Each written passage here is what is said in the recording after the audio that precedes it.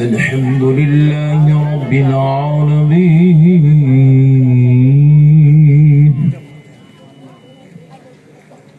والصلاة والسلام على سيد الأنبياء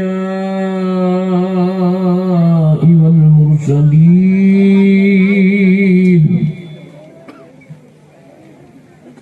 وعلى آله وصحبه أجمعين الأكرمين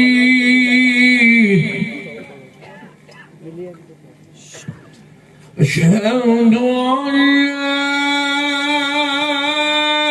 إله إلا الله وحده لا شريك له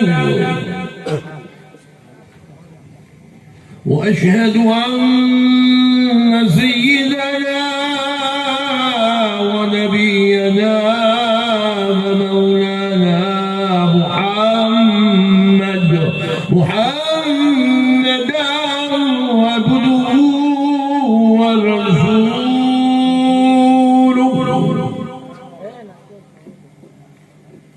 أما بعد فأعوذ بالله من الشيطان الرجيم بسم الله الرحمن الرحيم سبحان الله سبحان الله سبحان الله سبحان الله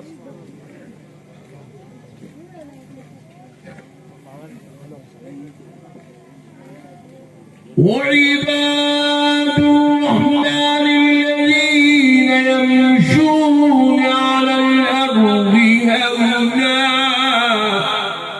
سبحان الله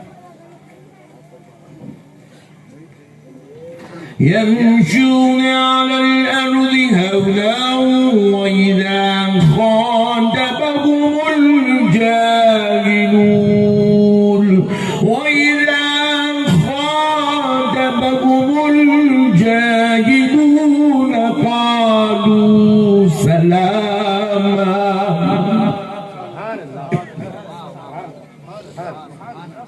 والذين يبيتون لربهم سجدا وقياما الله أكبر الله صدق الله العظيم وبلغنا رسوله النبي الكريم ونحن على ذلك لمن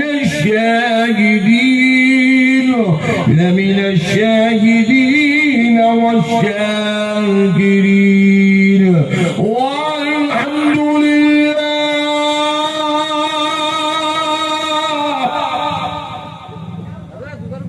والحمد لله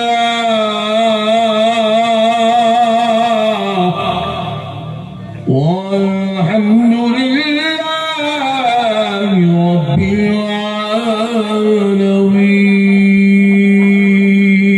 العالمين سبحان الله نعرة التكبير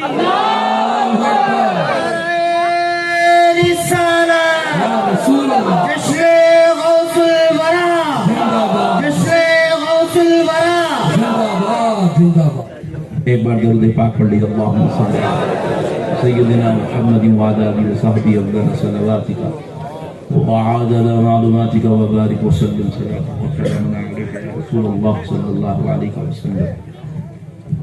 دیکھو دوستو، اللہ رب العزت نے ہم پر کروڑ کروڑ کروڑ احسان کیا کہ اللہ تعالیٰ نے ہم کو اہل سنت والجماعت میں پیدا کیا. سبحان اللہ سبحان اللہ سبحان اللہ بولتے رہنا. چوپ گھور کے دیکھے تو میرے کو ڈر ہوتا کیا ہو رہا ہے. سبحان اللہ بولتے رہنا. بولو سبحان اللہ. تو اللہ تعالیٰ نے ہم کو اہل سنت والجماعت میں پیدا کیا. اللہ کے کروڑ کروڑ کروڑ احسانات میں سب سے بڑا احسان ہے کہ اللہ نے ہمیں مسلمان بھی بنایا اور سنی بھی بنایا۔ اللہ اگر مسلمان بنا دیتا اور سنی نہیں بناتا تو آج آپ لوگ گاؤں میں نہیں رہتے تھے، آپ کو ڈھونڈنے کے لیے کوئی دوسرے گاؤں کو آنا پڑتا تھا۔ اللہ کا شکر ہے آپ اہل سنت والجماعت سے تعلق رکھتے ہیں، اللہ رب العزت نے آپ کو غوث و خواجہ کا ماننے والا بنایا، رسول اللہ کا جان نثار کرنے والا بنایا، اور اہل بیت سے محبت کرنے والا بنایا، صحابہ کا ادب کرنے والا بنایا، اور آپ کو میرے آقا کی میلاد اور غوث و خواجہ کا جشن کرنے والا بنایا۔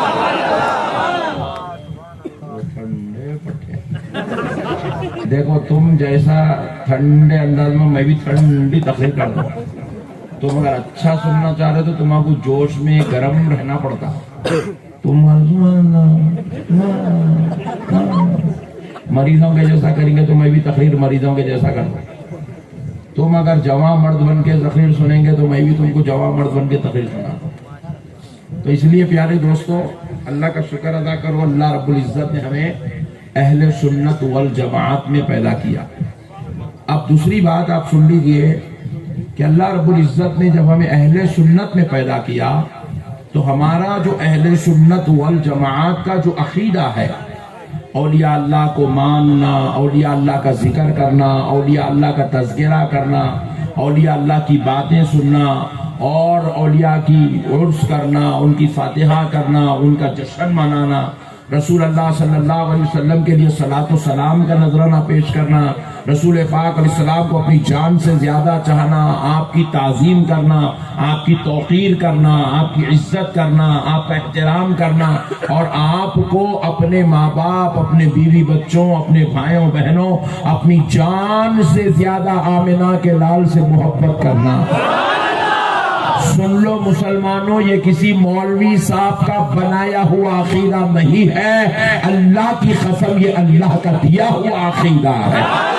اور اہل سنت کا کوئی عقیدہ ہم نے اپنے باپ کے گھر سے نہیں لایا، اہل سنت والجماعت کا ہر عقیدہ ہم نے قرآن اور حدیث سے لایا ہے، قرآن اور حدیث سے لایا ہے۔ کہاں سے لایا ہے؟ ذرا بولو، قرآن اور حدیث سے۔ ایک عقیدہ سن لو آپ، ہم لوگ کیا کرتے ہیں؟ یا غوث بولتے ہیں، یا غوث بولتے نہیں بولتے؟ بولتے نا؟ کون کون نہیں بولتے؟ بولو ذرا، سب بولتے ہیں۔ جو یا غوث بولتے ذرا ایک بار بولو، اور ایک بار، اور ایک بار۔ یہ خالی یہ چھوٹے چلنے میں نہیں بول رہے، یہ بیچ کے ہوشیار بڈھے خطرناک ہے، کچھ بھی نہیں بول رہے۔ ذرا بولو یا غوث، اور ایک بار بولیے یا غوث۔ یا غوث ہم بولتے ہیں، یا غریب نواز بولتے ہیں، یا علی بولتے ہیں، یا رسول اللہ بولتے ہیں۔ تو ہمارے کو اعتراض ہوتا ہے، یا غوث، یا کا لفظ ولی کے نام کے ساتھ لگائے، صرف یا اللہ بولنا، یا رسول اللہ نہیں بولنا، یا غوث نہیں بولنا، ایسا عقیدہ دیا جا رہا ہے۔ ہم نے پوچھا بھائی کیوں نہیں بولنا؟ یا غوث بولنے سے کیا ہوتا؟ بولے یا غوث، غوث کو اگر آپ یا کا لفظ لگائیں گے تو غوث خدا کے برابر ہو جائیں گے۔ نعوذ باللہ، نعوذ باللہ۔ یہ منحوس عقیدہ دیا جا رہا ہے مسلمانوں کو۔ یا اللہ بولنا اور یا غوث بولنا دونوں برابر ہو جائیں گے، یا اللہ بولنے سے یا محمد بولنے سے دونوں برابر ہو جائیں گے۔ قسم رب ذوالجلال کی سن لو مسلمانوں، یا اللہ بولنے سے، یا غوث بولنے سے، یا رسول اللہ بولنے سے اس میں کوئی برابری نہیں ہو سکتی ہے۔ یا غوث بولنے سے غوث اعظم خدا کے برابر، خدا کی قسم نہیں ہو سکتے ہیں۔ یا رسول اللہ بولنے سے رسول پاک خدا کی قسم اللہ کے برابر نہیں ہو سکتے ہیں۔ یا اللہ، اللہ خدا ہے، یا رسول اللہ حضور اللہ کے بندے ہیں، یا غوث اعظم اللہ کے ولی ہے۔ سبحان اللہ، سبحان اللہ، سبحان اللہ۔ کوئی یا کا لفظ لگانے سے کوئی اللہ کے برابر، اللہ کے برابر۔ اب سنو، یا غوث ولی کے نام کے ساتھ یا کا لفظ لگانا، ولی کے نام کے ساتھ یا کا لفظ لگانا، یہ ہمیں کسی میسور کے مولوی صاحب یا پیر صاحب نے نہیں دیا، یہ کرناٹک کے کسی سنی مسلمان کا عقیدہ نہیں ہے، یہ کسی ہندوستان کے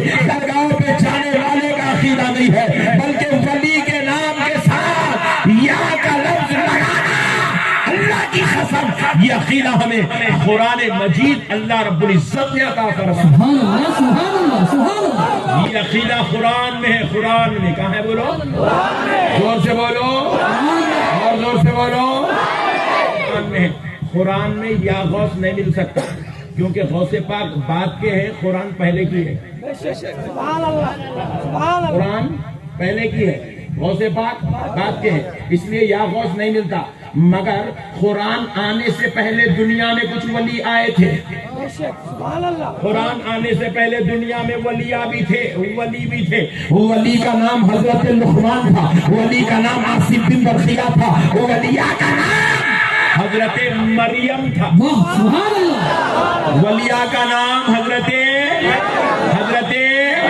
یہ اللہ کی ولیہ ہے، وہ ولیہ ہے. اب قرآن اٹھا کر کھول کر دیکھو، تیسرا پارہ دیکھو. حضرت مریم کے تعلق سے اللہ رب العزت نے یا کا لفظ قرآن پاک میں مریم کے نام کے ساتھ لگا کر استعمال کیا ہے. قرآن اٹھا کر دیکھو.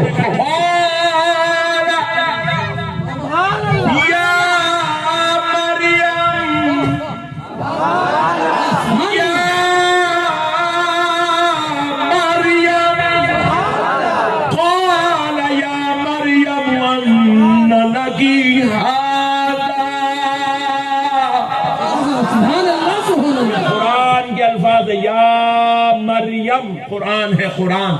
اگر یا کا لفظ مریم کے ساتھ لگانے سے، یا کا لفظ غوث کے ساتھ لگانے سے، یا کا لفظ رسول اللہ کے ساتھ لگانے سے اگر نبی و ولی خدا کے برابر ہوتے ہیں تو پھر ماننا پڑے گا کہ نعوذ باللہ تمہارا عقیدہ غلط ہے. کیونکہ مریم کے لفظ کے ساتھ یا کا لفظ اللہ رب العزت نے لگایا. اللہ رب العزت نے لگایا ہے اور ایک جگہ نہیں ہے. اور آگے دیکھیے، یا قال یا مریم ان لکی ھذا یہاں پہ ہو گیا. دوسری طرف دیکھیے، یا مریم، یا مریم. اگر یا مریم آگے کے جملے سن لیجیے.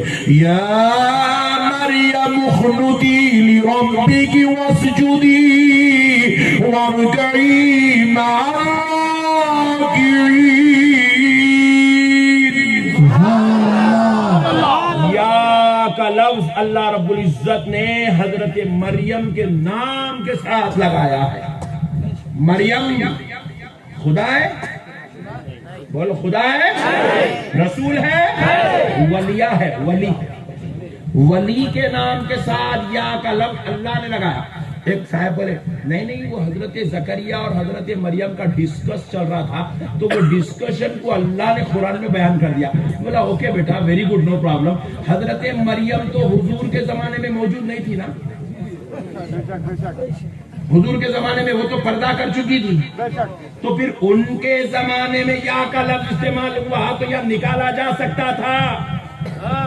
لیکن غلط نہیں ہے، بدعقیدگی نہیں ہے، شرک نہیں ہے، بدعت نہیں ہے، یہ جائز ہے. اسی لیے اللہ نے حضرت مریم اور حضرت زکریا کے بیچ میں جو ڈسکشن ہوا وہی لفظ یا والا ڈسکشن اپنے مصطفیٰ رحمت للعالمین پر نازل فرمایا.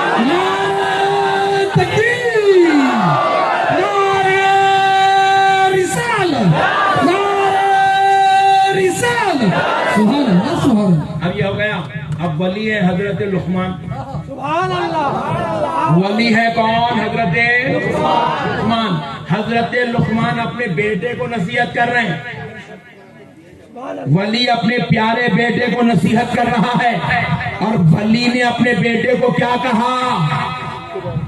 اللہ رب العزت نے قرآن پاک میں وہ بیٹے کا، وہ حضرت لقمان کا ذکر کرتے ہوئے ان کے بیٹے کے ساتھ یا کا لفظ استعمال کیا. وَإِذْ قَالَ لُقْمَانُ لِابْنِهِ فَهُوَ يَعِظُهُ يَا بُنَيَّ. سبحان اللہ.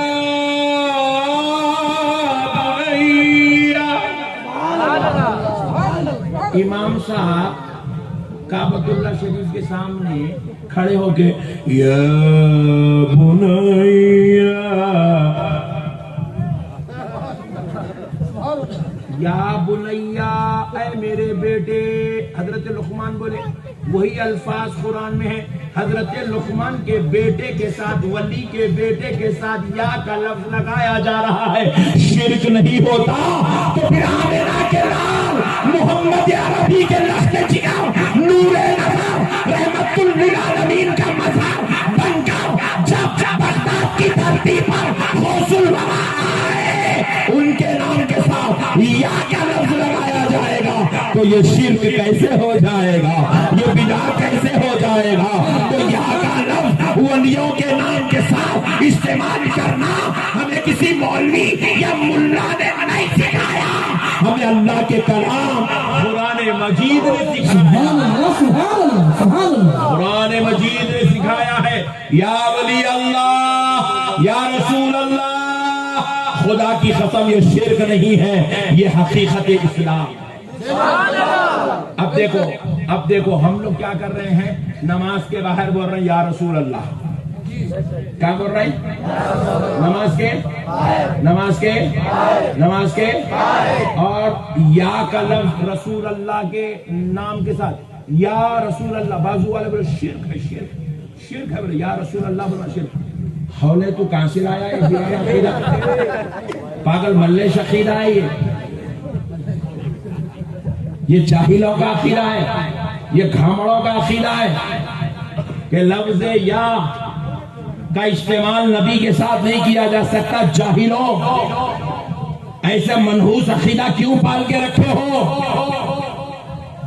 آؤ میرے پیارے دوستو، قرآن کو دیکھو، قرآن ہم یا رسول اللہ نماز کے باہر بول رہے ہیں، اب امام صاحب نماز میں کھڑے ہوئے قرآن پڑھ رہے ہیں۔ قرآن یا عیسیٰ ابن مریم، حضرت عیسیٰ کے نام کے ساتھ یا کا لفظ قرآن میں لگا ہوا ہے۔ یا داؤد قرآن میں ہے، یا یحییٰ قرآن میں ہے، یا زکریا قرآن میں ہے، یا ابراہیم قرآن میں، یا یحییٰ، یا زکریا، یا عیسیٰ ابن مریم، یا داؤد، یا ابراہیم، اتنا سب بولے، شرک نہیں ہوا۔ اور سارے نبیوں کے سردار کے نام کے ساتھ یا رسول اللہ بولو گے تو خدا کی قسم شرک نہیں ہوگا۔ آقا کو اپنی طرف توجہ دلانے کا سبب بن جائے۔ سبحان اللہ، سبحان اللہ، سبحان اللہ۔ مسلمانوں، اہل سنت کا عقیدہ کسی کے باپ دادا کے گھر سے لایا ہوا نہیں ہے، یہ عقیدہ قرآن کریم سے لیا ہوا عقیدہ ہے۔ کہاں سے لیا ہوا ہے؟ اب سنو، ہم مجلس اب یہ جلسے فیضان غوث اعظم، اس کے اندر کیا ہوتا ہے؟ ہم غوث اعظم کی کرامت بیان کرتے ہیں، غریب نواز کی کرامت بیان کرتے ہیں، اولیاء اللہ کی کرامتیں بیان کرتے ہیں، تو لوگ کہتے ہیں کیا یہ سننے کا پاگل ہے، خالی کرامتاں کرامتاں کرامتاں کرامتاں، ارے نماز کے اوپر بولے جی خالی کرامتاں۔ ابے دیوانے، نماز پہ اختلاف نہیں ہے، نماز پہ اختلاف ہے۔ بولو بھائی، تمہارے گاؤں میں کوئی کبھی آدمی بول رہا ہے کیا 4 وقت نماز فرض ہے بول کے؟ کوئی بولا 2 وقت کی نماز فرض ہے بول کے؟ کتنے وقت کی نماز فرض ہے؟ سبحان اللہ، پوری دنیا کا یہ عقیدہ ہے۔ 5 وقت کی نماز ہے، پہلے کیا ہے؟ قیام، پھر کیا ہے؟ رکوع، پھر کیا ہے؟ قوما، پھر کیا ہے؟ سجدہ، پھر کیا ہے؟ قاعدہ، پھر کیا ہے؟ سلام، نماز ختم۔ پوری دنیا میں نماز ایسی ہے، آج تک کوئی نماز پہ اختلاف ہوا ہی نہیں۔ کوئی مولوی صاحب بول رہے ہیں اللہ اکبر، بولتے کہ سجدے میں جاؤ، سجدے سے قیام میں آؤ، پھر قیام سے رکوع میں جاؤ، پھر رکوع سے قاعدے میں جاؤ، ایسا ہولا طریقہ کوئی بولے نہیں آتا۔ پوری دنیا کے مسلمانوں کے نماز پڑھنے کا طریقہ ایک ہے، پوری دنیا کے مسلمانوں کے پاس نماز 5 وقت کی ہے۔ پوری دنیا کے مسلمانوں کے پاس نماز میں قیام میں پہلے سورہ فاتحہ ہے، پھر ضم سورہ ہے، پوری دنیا کے مسلمانوں کے بعد رکوع میں سبحان ربی العظیم، پوری دنیا کے مسلمانوں کے لیے سجدے میں سبحان ربی الاعلی۔ اس میں کوئی اختلاف تو چاہے اختلاف ہی نہیں ہے، وہاں ٹینشن کہیں کو لینا نہیں سمجھے تم نے؟ ٹینشن کہاں لینا؟ اختلاف ولیوں کے اوپر ہے، اختلاف نبی کی عظمت پہ ہے، اختلاف نبی کے علم غیب پہ ہے، اختلاف نبی کے حاضر و ناظر ہونے پہ ہے، اختلاف نبی کے معراج میں تشریف لے جانے پہ ہے، اختلاف نبی کی بارگاہ میں سلام کا نذرانہ پیش کرنے پر ہے، اختلاف نبی پر فاتحہ پڑھنے پر ہے، اختلاف نبی کی عظمت و عزت و حرمت پر ہے، اختلاف نبی کی شان و رفعت و کمال پر ہے۔ تو اس لیے اہل سنت کے علماء نے حسن کھا لیا، جب جب جلسہ کریں گے کچھ سمجھائے یا نہ سمجھائے امت کو مدینے والے کا مقام ضرور سمجھائیں گے، مدینے والے کا مرتبہ سمجھائیں گے، اولیاء کی عظمت سمجھائیں گے، اولیاء کی رفعت سمجھائیں گے۔ اس لیے جب جب جشن غوث اعظم، جشن فیضان اولیاء کر کے جلسہ ہوتا ہے تو اس میں ولیوں کی عظمت بھی بیان ہوتی ہے، ولیوں کی کرامت بھی بیان ہوتی ہے۔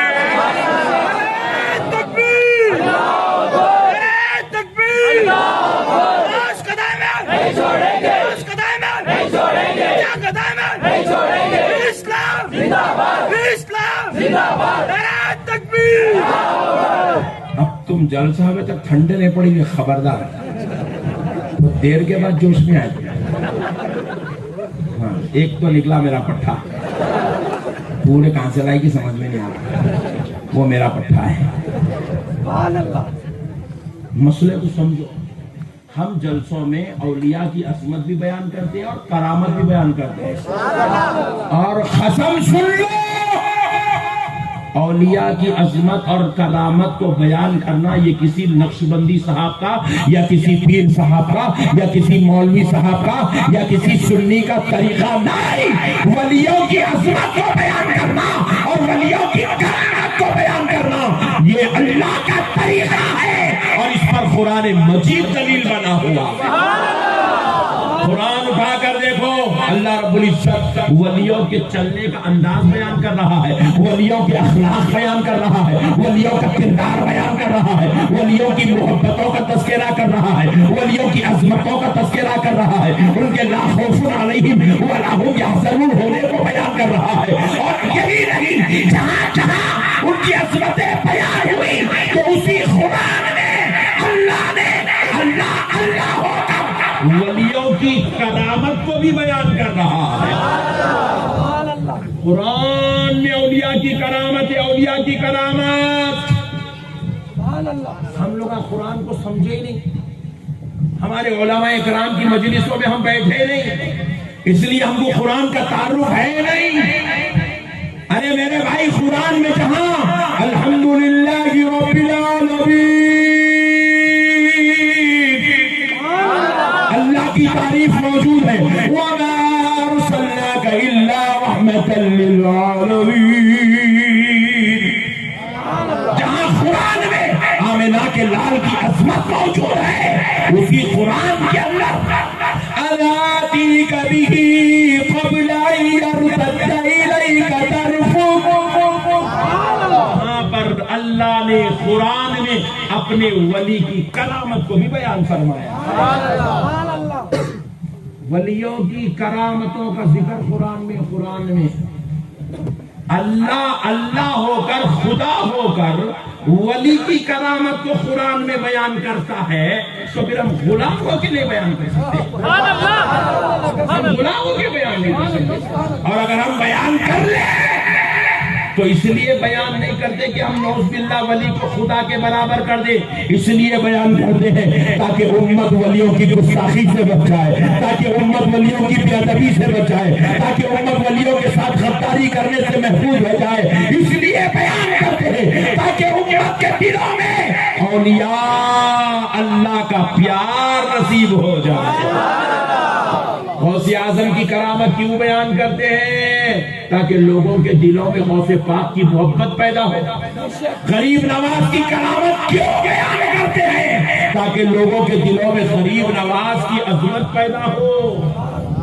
مقصد خدا کے برابر کھڑا کرنا نہیں ہے، مقصد خدا کے مد مقابل میں کھڑا کرنا نہیں ہے۔ ارے کیا کھڑا کر سکتے ہیں؟ 1,24,000 پیغمبر معجزے لا کر خدا کے بندے رہے تو غوث اعظم کرامت دکھا کر خدا کے برابر کیسے ہو سکتے؟ معجزات والے خدا کے برابر نہیں ہوئے تو کرامت والے خدا کے برابر کیسے؟ سبحان اللہ سبحان اللہ۔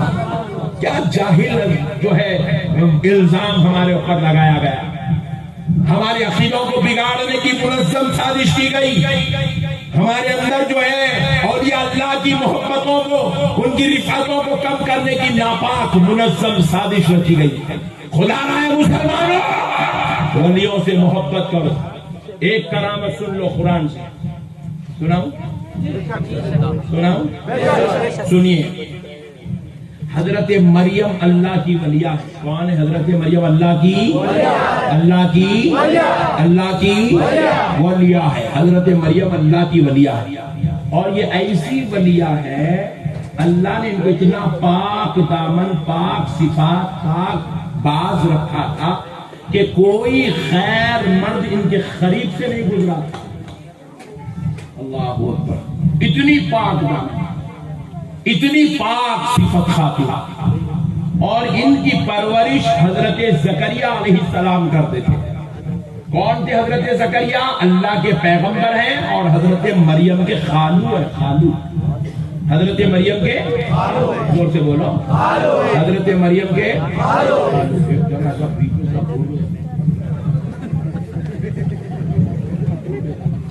ایسا دیکھ رہا، آپ گن نکال کے شوم میں مارنا رہا، اتنا گھر کے دیکھ رہا، پکا کئی کو گھر کے دیکھ رہا، نہیں معلوم پیسے بھی لیا نہیں، میں کبھی آیا نہیں گاؤں کو، کسی کا قرضہ بھی نہیں لیا، پھر کئی کو گھر کے دیکھ رہا، سمجھ بھی نہیں آ رہا بیچارہ کون ہے بول کے سب پوچھو۔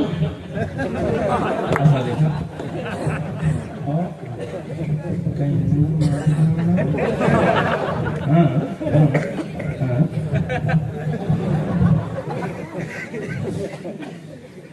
تو حضرت مریم، حضرت زکریا علیہ السلام، حضرت زکریا خالو ہیں، حضرت مریم بھانجی ہیں، اور حضرت مریم کے لیے اللہ نے بیت المقدس مسجد اقصی میں قبلے کی دیوار کی طرف ایک حجرہ مقرر کر دیا تھا۔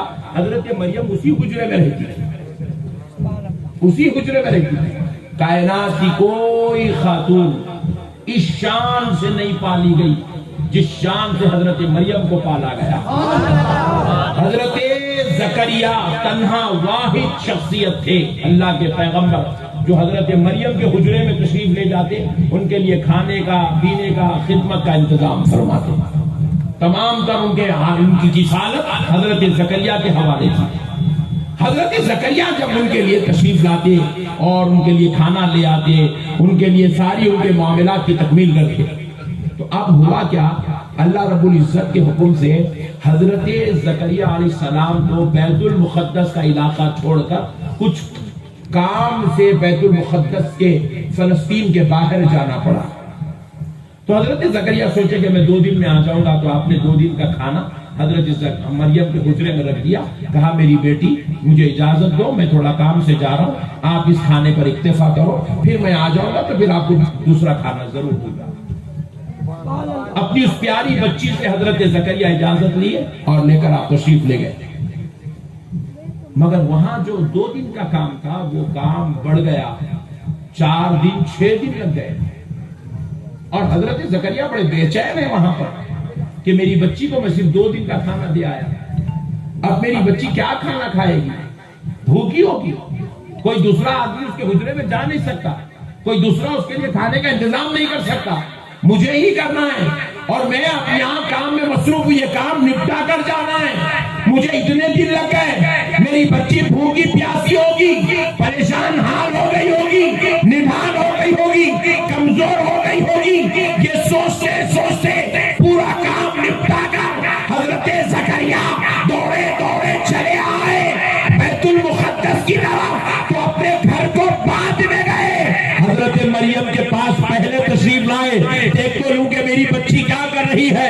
حضرت مریم کے پاس جب آئے تو کیا دیکھتے ہیں؟ حضرت مریم نہ نحیف ہے، نہ کمزور ہے، نہ بیمار ہے، نہ پریشان ہے، بلکہ اللہ کی عبادت میں لگی ہوئی ہے، اور ساتھ میں کچھ لذیذ میوے رکھے ہوئے ہیں، غذا رکھی ہوئی ہے، تر و تازہ میوے رکھے ہوئے ہیں، خوشبودار غذا رکھی ہوئی ہے۔ حضرت زکریا نے جیسے ہی وہ غذا کو دیکھا تو پوچھنے لگے، قال یا مریم ان لکی ھذا، اے مریم یہ پاک خوشبودار لذیذ تر و تازہ غذا تمہارے پاس کہاں سے آئی؟ کہاں سے آئی؟ اللہ اکبر۔ حضرت مریم جواب دیتی ہے، سنو یہ ہے ولی کا مقام۔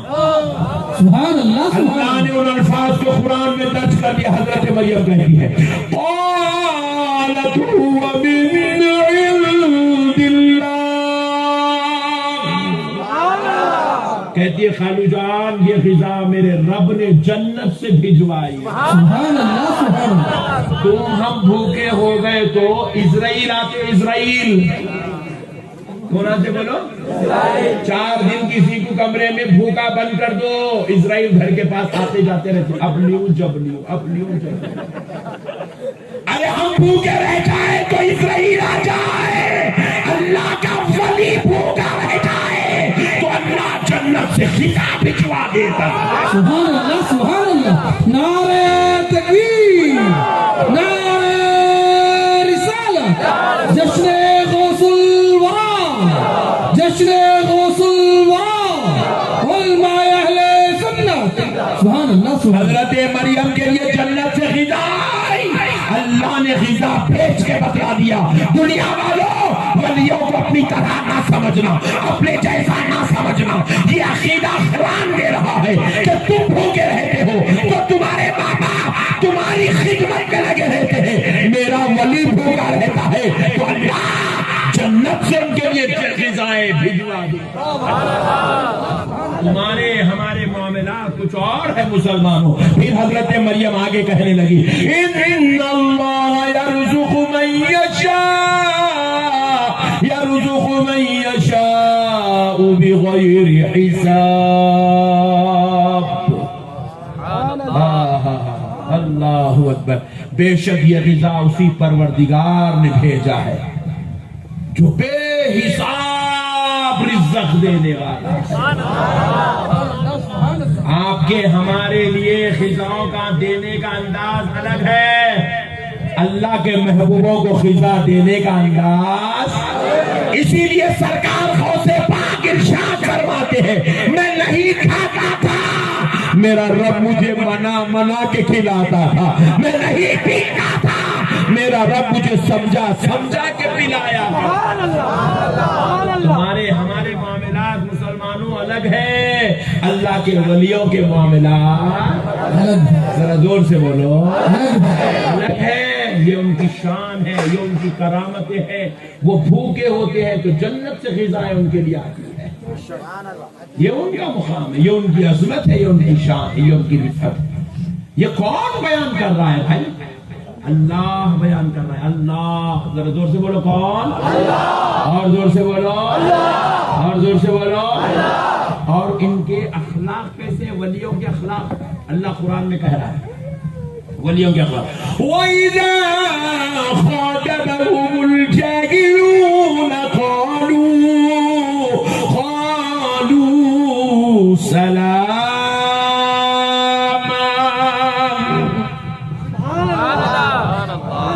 ولیوں کے اخلاق قرآن میں اللہ بیان کر، وَإِذَا خَاطَبَهُمْ، جب ان اللہ کے بندوں کے ساتھ، اللہ کے ولیوں کے ساتھ کوئی جہالت والی گفتگو کرتا ہے، کوئی بد اخلاقی کرتا ہے، کوئی بدتمیزی کرتا ہے، کوئی نالائق انداز میں ان کے ساتھ پیش آتا ہے، تو بدلے میں اللہ کے ولی جہالت کا جواب جہالت سے نہیں دیتے، بد اخلاقی کا جواب بد اخلاقی سے نہیں دیتے، وہ بدتمیزی کا جواب بد دعا سے نہیں دیتے،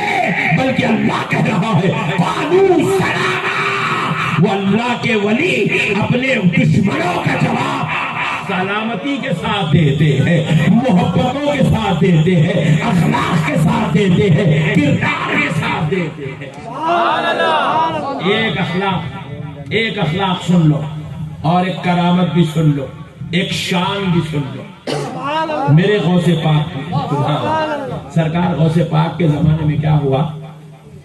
سرکار غوث پاک 18 سال کی عمر میں اپنی ولایت کا اعلان کرے، غضبی هذه على رقبة كل ولی اللہ۔ غوث پاک کہنے لگے میرا قدم سارے اولیاء اللہ کی گردنوں پر ہے۔ سبحان اللہ۔ اس وقت غوث پاک کی عمر 18 سال تھی۔ کچھ دنوں کے بعد کیا ہوا؟ غوث پاک کی ولایت کے ڈنکے بجنے لگے، ڈنکے۔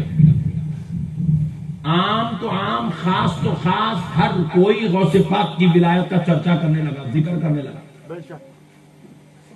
حتیٰ کہ غوث پاک جب یہ اعلان کی اپنی ولایت کا تو ایک بزرگ غوث پاک کی اس مجلس میں، اس نماز میں، اس محفل میں جمعہ کی بیٹھے ہوئے تھے۔ ان کی عمر تقریباً 72 ایئرس کی، 72 سال کے تھے، اور بڑے عرصے دراز سے دنیا ان کی کرامتوں کو، ان کی ولایت کو دیکھ رہی تھی۔ وہ بزرگ بھی اس مجلس میں بیٹھے ہوئے تھے۔ وہ حضرت غوث پاک نے جیسے ہی اعلان کیا قدمی حاضری علی رقبتی کلی ولی اللہ، تو بزرگ سوچنے لگے یہ تو بچے ہیں، ان کی ولایت ان کے بعد والوں پر ہو سکتی ہے، میں تو پہلے والا ہوں، ان سے عمر میں بہت بڑا ہوں، میری ولایت تو زبان عرصے دراز سے ہے۔ ایسا خیال آ رہا، بھی وہ بزرگ کو ایسا خیال آ رہا، ابھی خیال ختم نہیں ہوا، اللہ نے اس بزرگ کی ولایت کو چھین لیا، بزرگ کی ولایت چھین لیا ہی۔ پریشان یہ کیا ہوگا؟ اللہ اکبر، جو کنیکشن مولا سے ولایت والا کنیکشن جڑا ہوا تھا وہ ٹوٹ گیا، عام بندوں کی صف میں آ گئے، رب کی نواز کی جھولی میں گر گئے، چیخ مارے، اٹھے، اٹھ کر غوث پاک کے قدموں میں گر گئے، سبحان اللہ، گر کے کہنے لگے عبد القادر مجھے معاف کر دو، مجھے معاف کر دو، مجھے معاف کر دو۔ حضرت غوث اعظم نے ہاتھ اٹھا کر دعا کی، اے اللہ ان کی ولایت ان کو واپس کر دے۔ سبحان اللہ، سبحان اللہ۔ غوث اعظم کے الفاظ ختم نہیں ہوئے، اللہ نے پھر سے ان کو ولایت واپس عطا کر۔ یہ ہے غوث پاک سرکار۔ ولی بھی اگر ان کے متعلق غلط سوچے تو اللہ ان کی ولایتوں کو سلب کر لیتا ہے، ایسی شان والے غوث پاک سرکار۔ تو ہوا کیا؟ غوث پاک سرکار جب ولایت کا اعلان کیے تو عرب میں، عراق میں کچھ منافقین تھے، بدبخت جاہل طبیعت کے، ہوتے ہیں آج کل بھی ہوتے ہیں بے وقوف نالائق لوگ، بزرگوں کی عقیدتوں کا انکار کرنے والے، بزرگوں کے ساتھ بغض شرارت کرنے والے، 11ویں کو نہیں ماننے والے، فاتحہ کا انکار کرنے والے، حضرت غوث اعظم کی عظمت و شان کا انکار کرنے والے، نالائق قسم کے بے وقوف لوگ اس زمانے میں بھی تھے۔ تو منافقوں میں وہ جو ایک ٹولہ تھا منافقوں کا، ان لوگ پورے مل کے شام میں ایک گھر میں جمع ہوئے، رات کے وقت میں جمع ہو کے میٹنگ کریں، میاں یہ علاقے میں اپنے غوث اعظم کا جلسہ عبد القادر کا بہت بڑا چرچا چل رہا، سب بول رہے نا ولی ہے ولی ہے ولی ہے، ان کی ولایت کا کام پچھانیں گے، ایسا کام کریں گے لوگوں کے دل میں سے غوث اعظم کی ولایت کا مقام و مرتبہ نکل جانا، کوئی غوث اعظم کو ماننے والا نہیں رہنا، ایسا کام کریں گے وہ۔ تو اچھی بات ہے، پوچھے کیا کریں گے؟ تو بولے تم مشورہ دو، کیا کریں گے؟ امیر صاحب سب سے مشورہ لے رہے، تم مشورہ دو، تم مشورہ دو، تم مشورہ دو، سب کے مشورے سنے، امیر صاحب کی سمجھ میں نہیں آیا۔ تو امیر صاحب بولے میاں میرے پاس ایک مشورہ ہے۔ بولے بات بولو۔ ایک کام کریں گے میاں، کل صبح ایک میت کو تیار کریں گے، جا کے ان کو بولیں گے صاحب ہمارے علاقے میں ایک انتقال ہو گیا، آپ نماز پڑھانا، بولیں گے ایسا بھی قبول کرتے آتے، انہوں نماز پڑھاتے، وہ ڈولے میں سے جیسے ہی نماز پڑھائے انہیں اٹھ کے بیٹھ جانا، پورے مل کے ان کا مذاق اڑائیں گے، اڑا کے بولیں گے دیکھو بھائی ولی ہے، کہتے ہیں زندہ ہے مردہ ان کو معلوم ہی نہیں ہے۔ سب کچھ سمجھ گئے، واہ کیا، بولے امیر صاحب کیا پڑھ، بولے امیر صاحب تم امیر صاحب زبردست ہے صحیح ہے. تو پھر اس کے بعد پوچھے اچھی بات ہے بھائی یہ تو کر دیں گے لیکن اب ذرا یہ بتاؤ. ایک آدمی پوچھا یہ سب تو صحیح ہے لیکن یہ بتاؤ کل اس میں لیٹنگ گا کو ڈولے میں لیٹنا ہے لیٹنا ہے اور نماز پڑھائے وقت اٹھنا ہے تو بولے لیٹنگ گا کون. بولے تو امیر صاحب بولے تیرے ذہن میں خیال آ کچھ لیٹ بولے ہے میں نے لیٹا بھائی میرے کو بلی کا بکرا بننا نہیں ہے انہوں پڑھا دیں گے صحیح بھی اکھڑ جائے گی سانس نہیں ہو سکتا اپنے سے اپن نہیں لیٹتے ہوئے. انہوں بولے نہیں لیٹتا انہوں بولے میں لیٹتا. آخری میں وہ ایک امیر صاحب کا بیٹا تھا لنگڑا ایک پیر کا لنگڑا تھا انہوں بولا میں لیٹتا ہوں میرے باپ کی عزت کا مسئلہ آ گیا. بولے چلو اچھا ہوگا اب لیٹنے والا بھی مل گیا مشورہ دینے والے بھی مل گیا. بولے کہ چلو کل صبح جائیں گے عبد القادر رضی اللہ عنہ کے پاس جا کے ان کو دعوت دیں گے.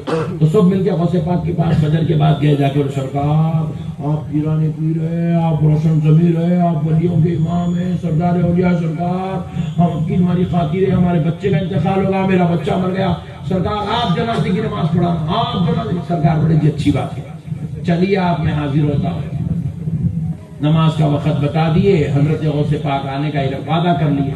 آپ سوچو بازو والوں کو دیکھے تو ہم لوگ پہچان لیتے غوث پاک نہیں پہچانے ہوئے پہچانے مگر غوث پاک آپ تو کیوں بولے اس لیے بولے آپ تک کافروں سے کلمہ پڑھاتا تھا اب گستاخوں سے کلمہ پڑھا.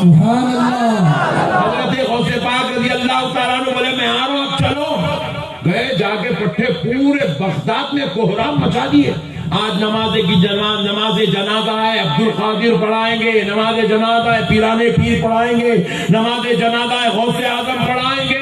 پورا بغداد جمع ہوا. کیوں جمع کرے اس لیے جمع کرے تاکہ سب کے دلوں میں سے غوث پاک کی عظمت نکل جائے. اب غوث پاک سرکار بھی آ گئے جنازہ بھی آ گیا میت بھی آ گئی رکھ دیے. وہ زندہ لیٹا ہوا ہے زندہ ہے لنگڑا لیٹا ہوا اندر چادر اڑا دی اوپر. غوث پاک پوچھے پڑھاؤ اجازت ہے بولے پڑھائیے سرکار پڑھائیے. غوث پاک بولے کتنے بدماش ہیں پوچھ رہا ہوں پڑھاؤ پیچھے پڑھ رہے میرے. پھر سرکار پوچھے یہاں زندگی پڑھاؤ مردے کی پڑھاؤ. سرکار زندگی نہیں ہوتی کیا مردے کی پڑھائی ہو رہے. غوث پاک بولے یہ تو پورے شرارت بہت گندی صفات والے لوگ ہیں بد خصلت لوگ ہیں. حضرت غوث پاک نے نیت کی نماز اللہ تعالیٰ کے لیے دعا میت کے لیے. اللہ اکبر. دعا جیسے ہی لفظ میت غوث پاک کی زبان سے نکلا اللہ نے اس زندے کی جسم سے حکم دیا کہ روح نکال لی جائے. ادھر غوث پاک نے میت کہا ادھر وہ میت بن گئی.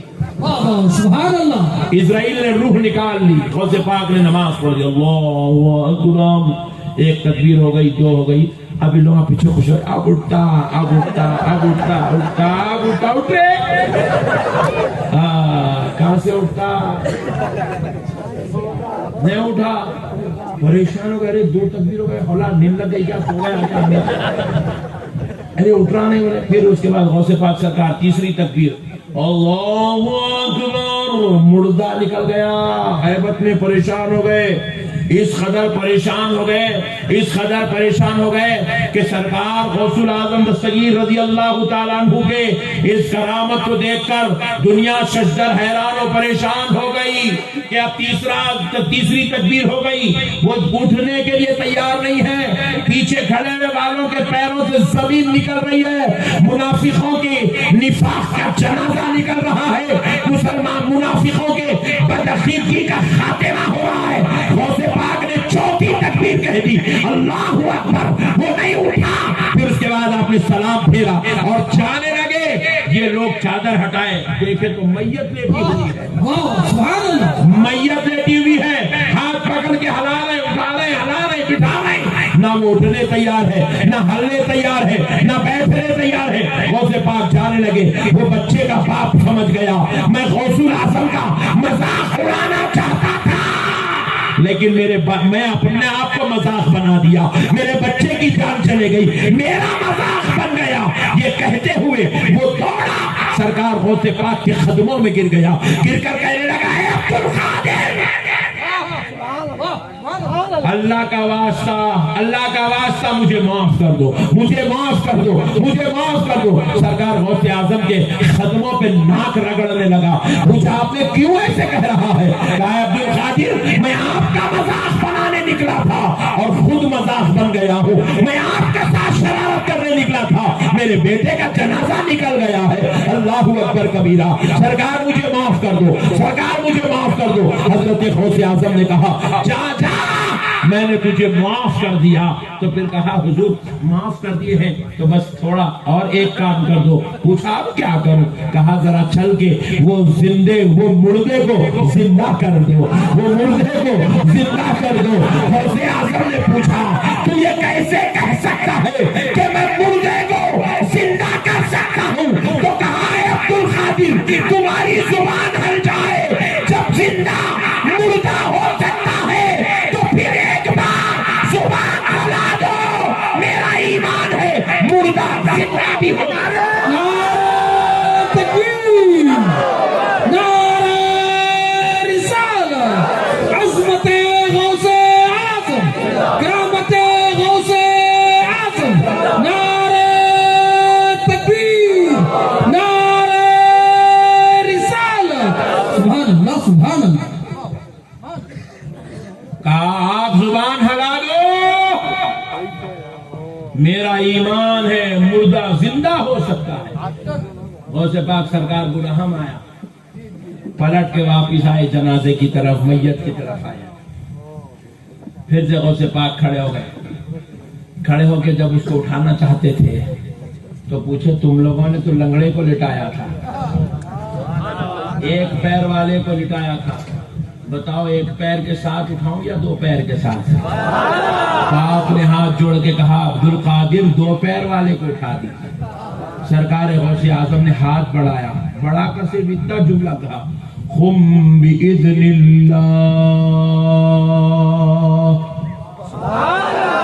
اور بعض روایت میں یوں کہا قم بإذنی، میرے حکم سے اٹھ جا۔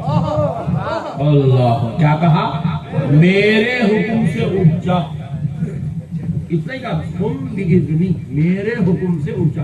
ہاتھ بڑھا، جیسے یہ کہتا تھا وہ میت کے اندر روح آ گئی، وہ پھر سے حرکت کرنے لگا، آنکھ کھول کے دیکھا تو غوث پاک سامنے ہے، ہاتھ پکڑا، دونوں پیروں پہ اٹھ کے کھڑا ہو گیا۔ اب یہ قم بإذنی کا مطلب کیا ہے یہ بھی سن لیجیے۔ قم بإذن اللہ میں تو اللہ کے حکم سے اٹھ جا، قم بإذنی میں تو میرے حکم سے اٹھ جا۔ یہ قم بإذن اللہ اور قم بإذنی میں فرق کیا ہے؟ سنیے، قم بإذن اللہ یہ حاضر ہونے کی کیفیت ہے، یہ حاضر ہونے کی کیفیت ہے، اور قم بإذن اللہ یہ قرب مولا کی کیفیت ہے، کیونکہ جب اللہ کا ولی اللہ کے قرب میں ہوتا ہے زبان اس کی ہوتی ہے کلام خدا کا۔ یہ قم بإذنی میں زبان غوث اعظم کی تھی، کلام رب ذوالجلال کا تھا، اس لیے کہا قم بإذنی، میرے حکم سے اٹھ جا۔ اللہ اکبر، اللہ اکبر۔ وہ میت اٹھ کے کھڑی ہو گئی۔ میرے پیارے دوستوں، ان لوگ آئے تھے بد اخلاقی کرنے کے لیے، بدتمیزی کرنے کے لیے۔ غوث پاک جانتے تھے یہ میرے ساتھ بد اخلاقی کر رہا ہے، بدتمیزی کر رہا ہے، مگر پھر بھی غوث اعظم نے ان کو بدتمیزی کا جواب، بد اخلاقی کا جواب بد اخلاقی سے نہیں دیا۔ غوث اعظم نے ان کی دعوت کو قبول کیا، غوث اعظم نے ان کے پاس آنا قبول کیا۔ پھر بھی غوث اعظم سمجھانا چاہتے تھے کہ ارے بھائی کیا نماز پڑھاؤں، اجازت ہے؟ تو انہوں نے کہا ہاں ہاں اجازت ہے، پڑھاؤ۔ غوث اعظم کو رحم آیا، نالائق ابھی بھی نہیں سمجھ رہے ہیں، کہا زندے کی پڑھاؤ یا مردے کی پڑھاؤ؟ کہا نہیں مردے کی پڑھاؤ۔ غوث پاک پڑھا دیے۔ یہ اتنی بدتمیزی ہوئی، غوث پاک کی ولایت کو کھلواڑ بنایا گیا، مگر پھر بھی رحمت للعالمین کے نواسے کی اخلاق دیکھو۔ کہا سرکار اٹھاؤ میرے بچے کو، تو غوث اعظم نے مردہ کو زندہ کر کے بتلا دیا کے جا سکتا تھا، مگر تکلیف دینا ہمارا کام نہیں ہے، سب کو ایمان کی سلامتی دینا ہمارا کردار ہے۔ سبحان اللہ سبحان اللہ۔ غوث اعظم نے اپنے اخلاق کا مظاہرہ کیا، اپنے اخلاق کا مظاہرہ کیا، پلٹ کر آئے، اللہ کے حکم سے مردے کو زندہ کر دیا۔ میرے پیارے بھائیوں، اللہ اور اس کے رسول کا واسطہ، یہ وہ اولیاء اللہ ہیں، ان کی عظمتوں کو اللہ قرآن میں بیان کر رہا ہے۔ کس میں؟ ذرا زور سے بولو۔ تو اس لیے جب اللہ اللہ ہو کر ان پر قرآن نازل کرے، ان کی عظمت میں قرآن نازل کرے، ان کی شان و عظمت رفعت کو قرآن میں بیان کرے، تو پھر ہم ملا ہو کر ان کی عظمت کو ماننے میں کیا ٹینشن ہے؟ کوئی ٹینشن ہے؟ اجی اولیاء اللہ کے در پہ بیٹھنے والے کتے کا ذکر قرآن میں، کس کا؟ اولیاء اللہ کے در پہ بیٹھنے والے کتے کا ذکر قرآن میں۔ قلبهم باسط ذراعيه بالوصيد۔ سبحان اللہ۔ اصحاب کہف بنی اسرائیل کے اولیاء اللہ، اصحاب کہف بنی اسرائیل کے اولیاء اللہ ہے، ان کا پورا ذکر قرآن کے اندر موجود ہے۔ کہاں پہ موجود ہے بولو؟ زور سے بولو۔ اگر اولیاء اللہ کو امپورٹنس نہیں ہوتی، ان کی ضرورت نہیں ہوتی، ان کا مقام و مرتبہ نہیں ہوتا، تو کیا اللہ اللہ ہو کر قرآن میں ان کی عظمتوں کو بیان کرتا؟ آپ کو معلوم ہے اصحاب کہف ایک غار میں آ کے چھپ گئے تھے، اور وہ کتنے سال اس غار میں اللہ نے ان کو نیند آرام سے سلایا؟ 309 سال۔ کتنے سال؟ زور سے بولو، اور زور سے بولو۔ 309 سال اور اصحاب کہف غار میں سو گئے، آرام کرتے۔ آئے بادشاہ کے شر سے بچنے کے لیے غار میں چھپ گئے، تو اللہ تعالیٰ ان کو نیند دے دیا، ایسی نیند دیا، وہ پہلا بادشاہ جو ظالم تھا انہیں بھی ختم، دوسرا آیا انہیں ختم، تیسرا آیا انہیں بھی ختم، چوتھا آیا انہیں بھی ختم، پانچواں انہیں بھی ختم، چھٹواں انہیں بھی ختم۔ اب ان لوگ 7ویں بادشاہ کے دور میں باہر نکل رہے ہیں۔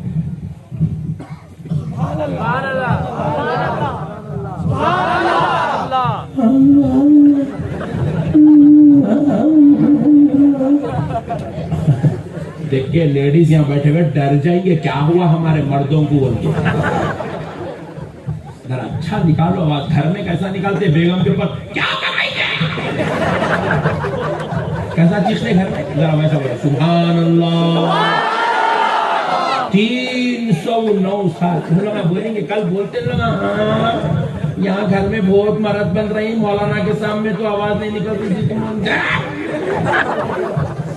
اچھا کہیں ایسا تو نہیں ہے کہ تمہارا حال یہاں بھی ایسی ہے اور گھر میں بھی ایسی ہے؟ کہیں میں غلط جگہ پہ سبحان اللہ کی آواز سننا نہیں چاہ رہا، ادھر سے سننے آتی کیا آواز؟ اماں ڈر گیا ہے۔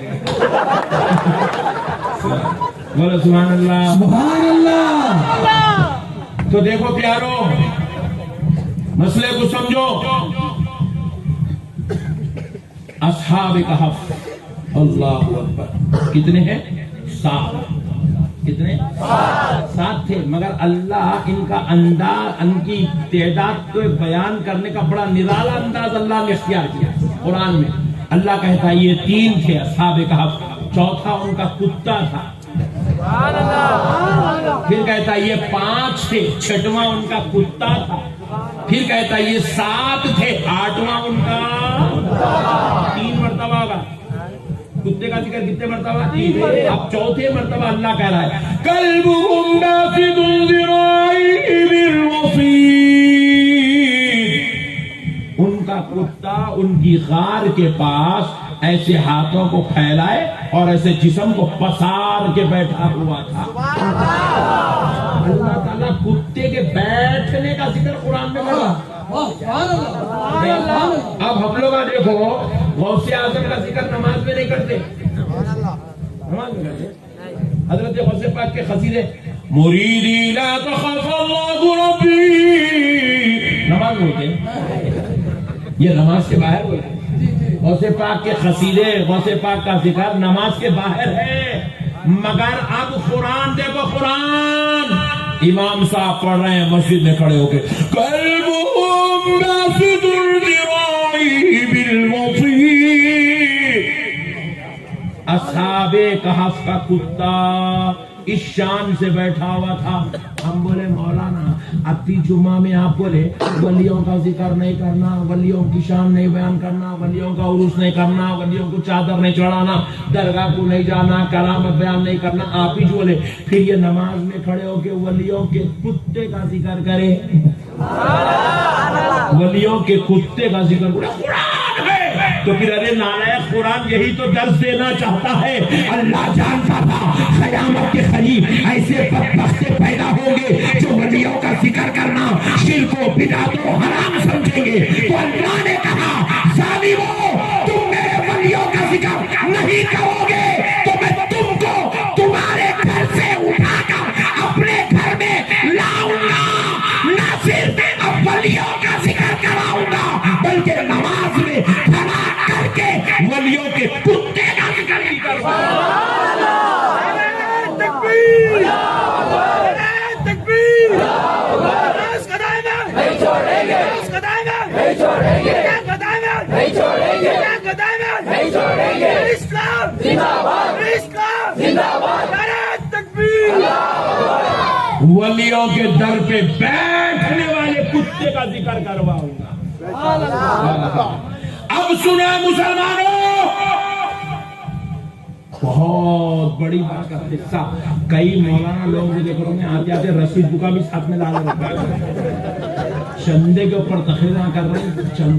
مدرسہ ہے اڑیسہ میں، چندہ ہو رہا مامبڑی میں. مامبڑی کیا صحیح مولانا ہنس رہا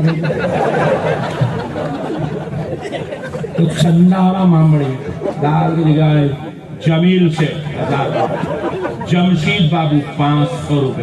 مولانا کی تقریر کا نظرانہ 5000 روپے، وصولی ہو گئی 50,000 روپے. لوگ ایسا چل رہا ہے اہل سنت میں. اہل سنت کو بزنس بنا لیے، بزنس.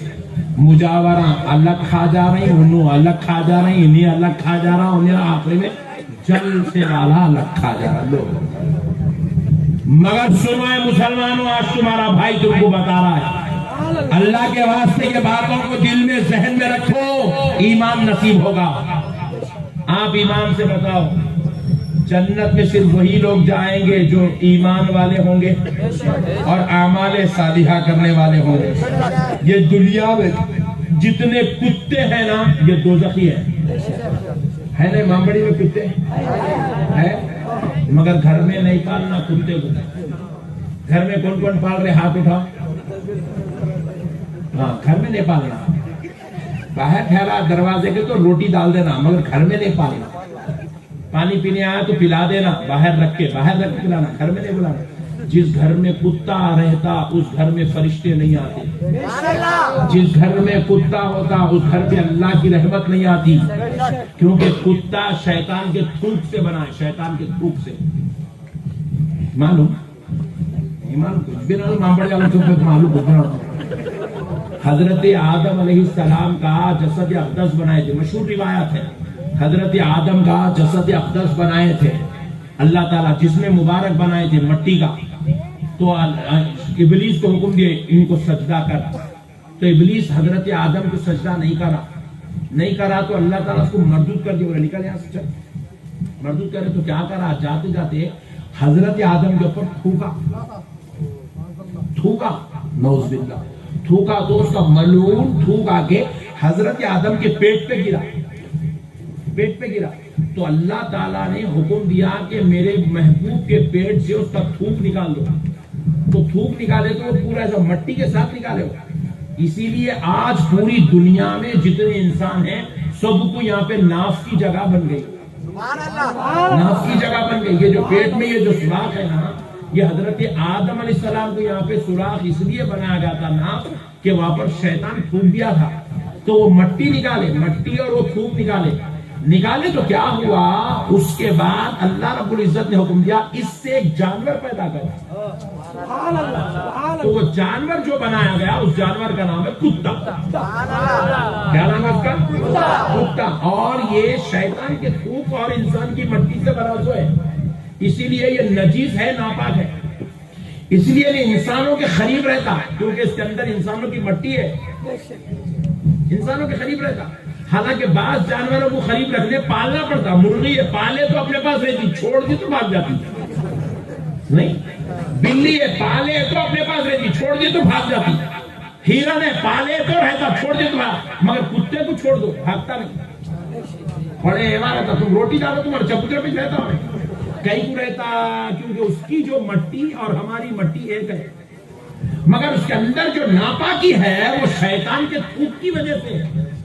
اس کا جو تھوک ہے نجیس ہے، ناپاک ہے. آپ وضو کے لیے پانی رکھ لیے بکیٹ میں، کتا آ کے اس میں منہ ڈالا، اب آپ وہ پانی سے وضو نہیں کر سکتے، وہ پانی سے غسل نہیں کر سکتے، وہ پانی کھانے پینے نہانے دھونے کے لیے استعمال نہیں کر سکتے، کیونکہ کتے کے منہ کی وجہ سے، لعاب کی وجہ سے، زبان کی وجہ سے وہ پانی ناپاک ہو گیا. کیونکہ کتا نجیس اور ناپاک جانور ہے. اسی لیے حکم یہ ہے کہ دنیا میں جتنے نجیس اور ناپاک جانور ہیں سب کو جہنم کی مٹی بنا دیا جائے گا، مگر اصحاب کہف کا کتا. ساری دنیا کے کتے دوزخی ہیں. آمنہ کے لال کہتے ہیں کہ اصحاب کہف کا کتا دوزخی نہیں ہے. ولیوں کی محبت کی وجہ سے اللہ اس کو انسانی شکل و صورت دے کر جنت میں داخل آتا ہے.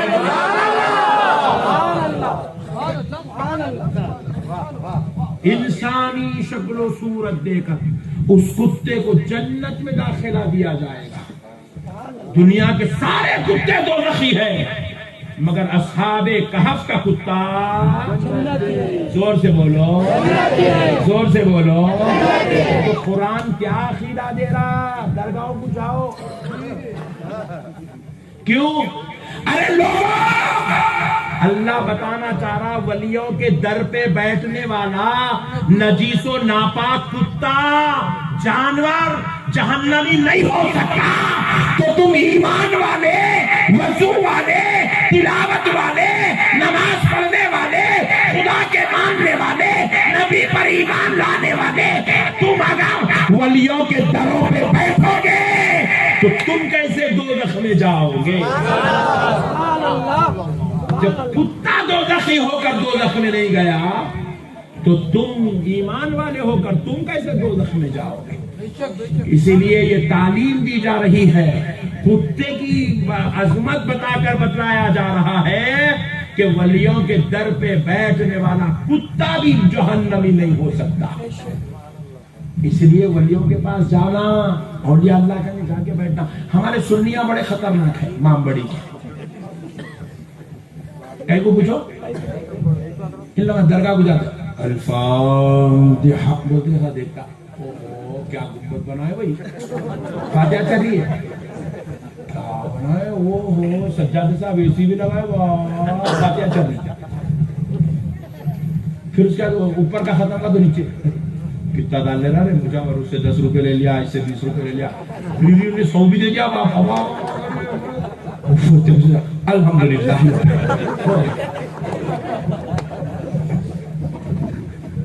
ایسے دیوانے اسٹائل میں ہم اگر نعوذ باللہ من ذالک بزرگوں کے پاس جائیں گے تو ہمیں فیض کہاں سے ملے گا؟ میں بیان کر رہا ہوں، آپ کس کو دیکھ رہے ہیں؟ میرے کو دیکھ رہے ہیں. پکا درگاہ کو گئے تو بھی ایسی ولی کو دیکھنا. آپ مزار پہ یہ نیت رکھ کے ٹھہرنا کہ میں حضرت کو دیکھ رہا ہوں، حضرت میرے کو دیکھ رہا ہے. تو اب آپ کو بزرگوں کا فیض ملتا. یہ ہے درگاہ کی زیارت کرنے کے آداب. وہاں درگاہ کو جا کے گنبدوں کو، خادموں کو، کلوں کو، پیروں کو، ان کو نہیں دیکھتے رہنا، انہیں نعرے کو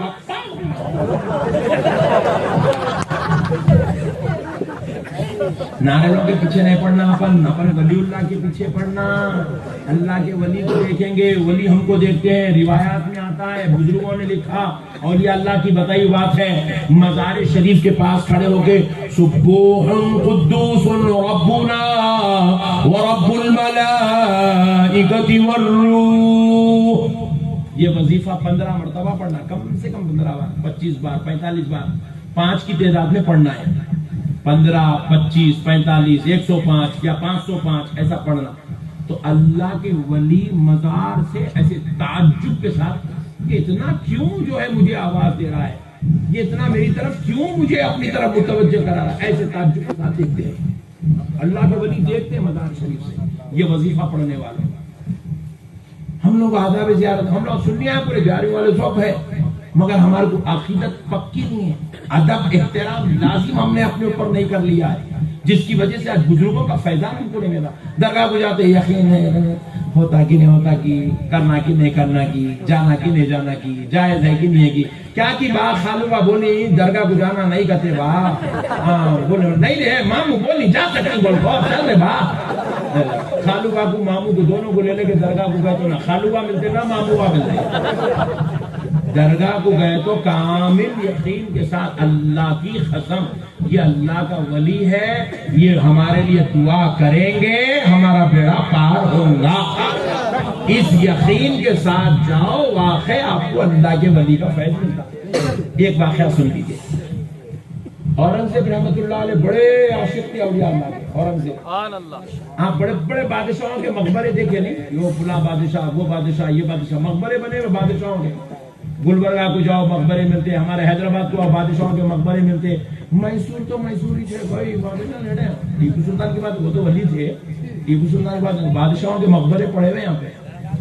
مگر اورنگزیب رحمت اللہ علیہ کی بارگاہ آپ دیکھو کوئی مقبرہ حضرت نہیں بنانے دی. حضرت بولے خبردار میرا کوئی مقبرہ نہیں بنے گا. بولے حضرت پھر کیسے آپ کا وصال ہوگا تو کیسے؟ فرمایا مجھے فلاں ولی اللہ حضرت زین الدین صاحب قبلہ رحمت اللہ علیہ ان کے قدموں میں میری مزار بنا دینا. ولیوں کے عاشق تھے بڑے اورنگزیب رحمت اللہ, ولیوں کے عاشق, اولیاء اللہ کے چاہنے والے. آج بھی ان کا مزار بالکل سیدھا سادہ, کوئی گنبد نہیں, کوئی قبہ نہیں, کوئی مجاور نہیں, کچھ نہیں, بس خاموش آرام سے ولیوں کی بارگاہ میں لیٹے ہوئے آرام کر. اورنگزیب رحمت اللہ علیہ, وہ اورنگزیب رحمت اللہ علیہ اولیاء اللہ کی زیارتوں کے لیے نکلتے تھے, اور اتنے ان کو کشف القبور تھا, اتنے جو ہے پائے کے بزرگ تھے. وہ ولی کی بارگاہ میں ٹھہر کے السلام علیکم ورحمت اللہ بولے تو ولی اللہ کا جواب اپنے کانوں سے سنتے تھے. اور حتیٰ کہ اگر جواب نہیں آیا تو بزرگوں کا مزار توڑ دیتے تھے. بولے ولی اللہ نہیں توڑ دو مزار. ایسا معاملہ تھا حضرت اورنگزیب رحمت اللہ علیہ. تو آپ پہنچے سرکار غریب نواز کی زیارت کے لیے. اورنگزیب اجمیر شریف پہنچے غریب نواز کی زیارت کے لیے. تو باب الداخلہ پر ایک بھکاری کھڑا ہوا ہے. کھڑ کیوں نہیں, آنکھاں اس کے چلے گئے, آنکھاں بند ہے اس کے, نابینا ہے. بول رہا خواجہ میرے کو آنکھ دے دو, خواجہ میرے کو آنکھ دے دو. بول رہا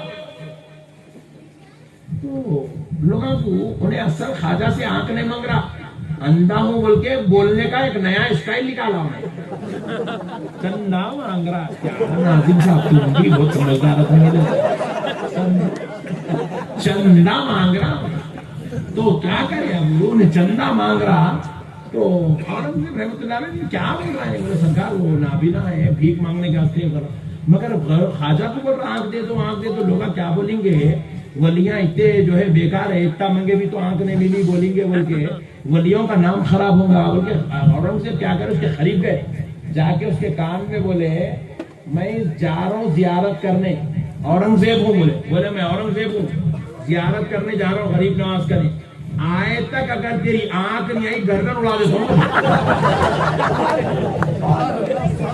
آئے تک تیری آنکھ نہیں آئی تو گردن اڑا دیتا ہوں. گردن جیسے ہی سنا اورنگزیب سے پہلے خود بھاگ گیا, بھاگا جا کے سرکار غریب نواز کے قدموں میں گر گیا. بولے سرکار مجھے معاف کر دو, سرکار مجھے معاف کر دو.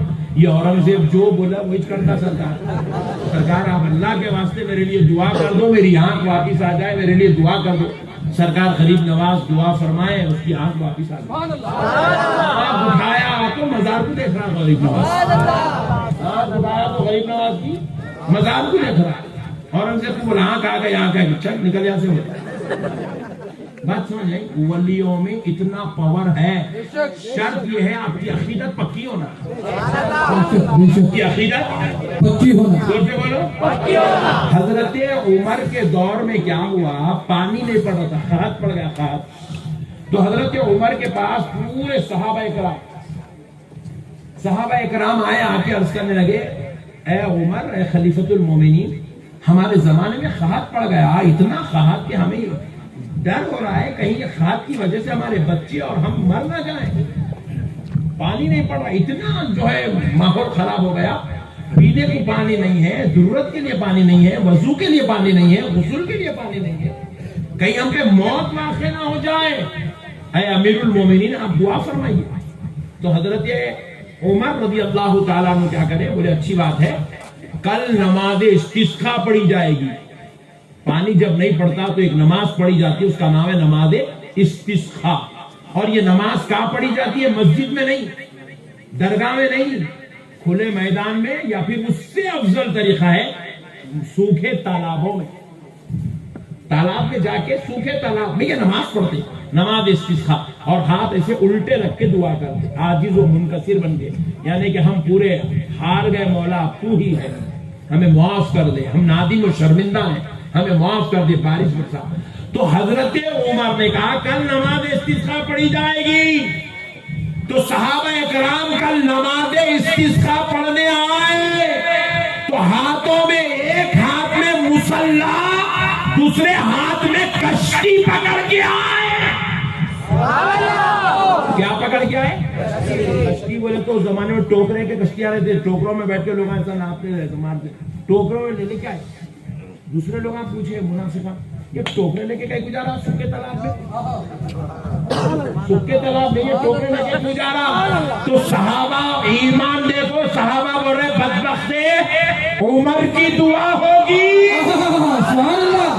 تو کیا عمر دعا آج کریں گے تو پانی کیا 4 دن کے بعد پڑے گا؟ نہیں نہیں، ادھر عمر کے ہاتھ نہیں گریں گے، ادھر سے ابر گرنا شروع ہوگا۔ نعرہ تکبیر، نعرہ رسالت، جشن غوث الورا، فیضان غوث اعظم، کرامات غوث اعظم، نعرہ تکبیر، نعرہ رسالت۔ تو وہ جو عقیدے کے ساتھ، وہ اپنے ساتھ وہ جو کشتیاں لے گئے تھے، ابھی وہ نماز پڑھ کے دعا کرے، اتنی بارش ہوئی کہ صحابہ ان چپوؤں میں بیٹھ کے اپنے آپ کو بچا کر باہر نکل کے واپس تشریف لائے۔ ایسا عقیدہ ہونا، عقیدہ کیا ہونا؟ بولو دور سے بولو، آپ کا عقیدہ مضبوط رکھو، آپ کو نعمت ملتی۔ ہمارا عقیدہ کمزور، ہمارے بزرگوں سے عقیدہ نہیں، ہمارے ان سے عقیدہ نہیں، ہمارے ان سے سرکار غوث اعظم کی گیروی کرتے لوگ، عقیدہ کمزور ہے، اس لیے فائدہ کچھ بھی نہیں ہوتا۔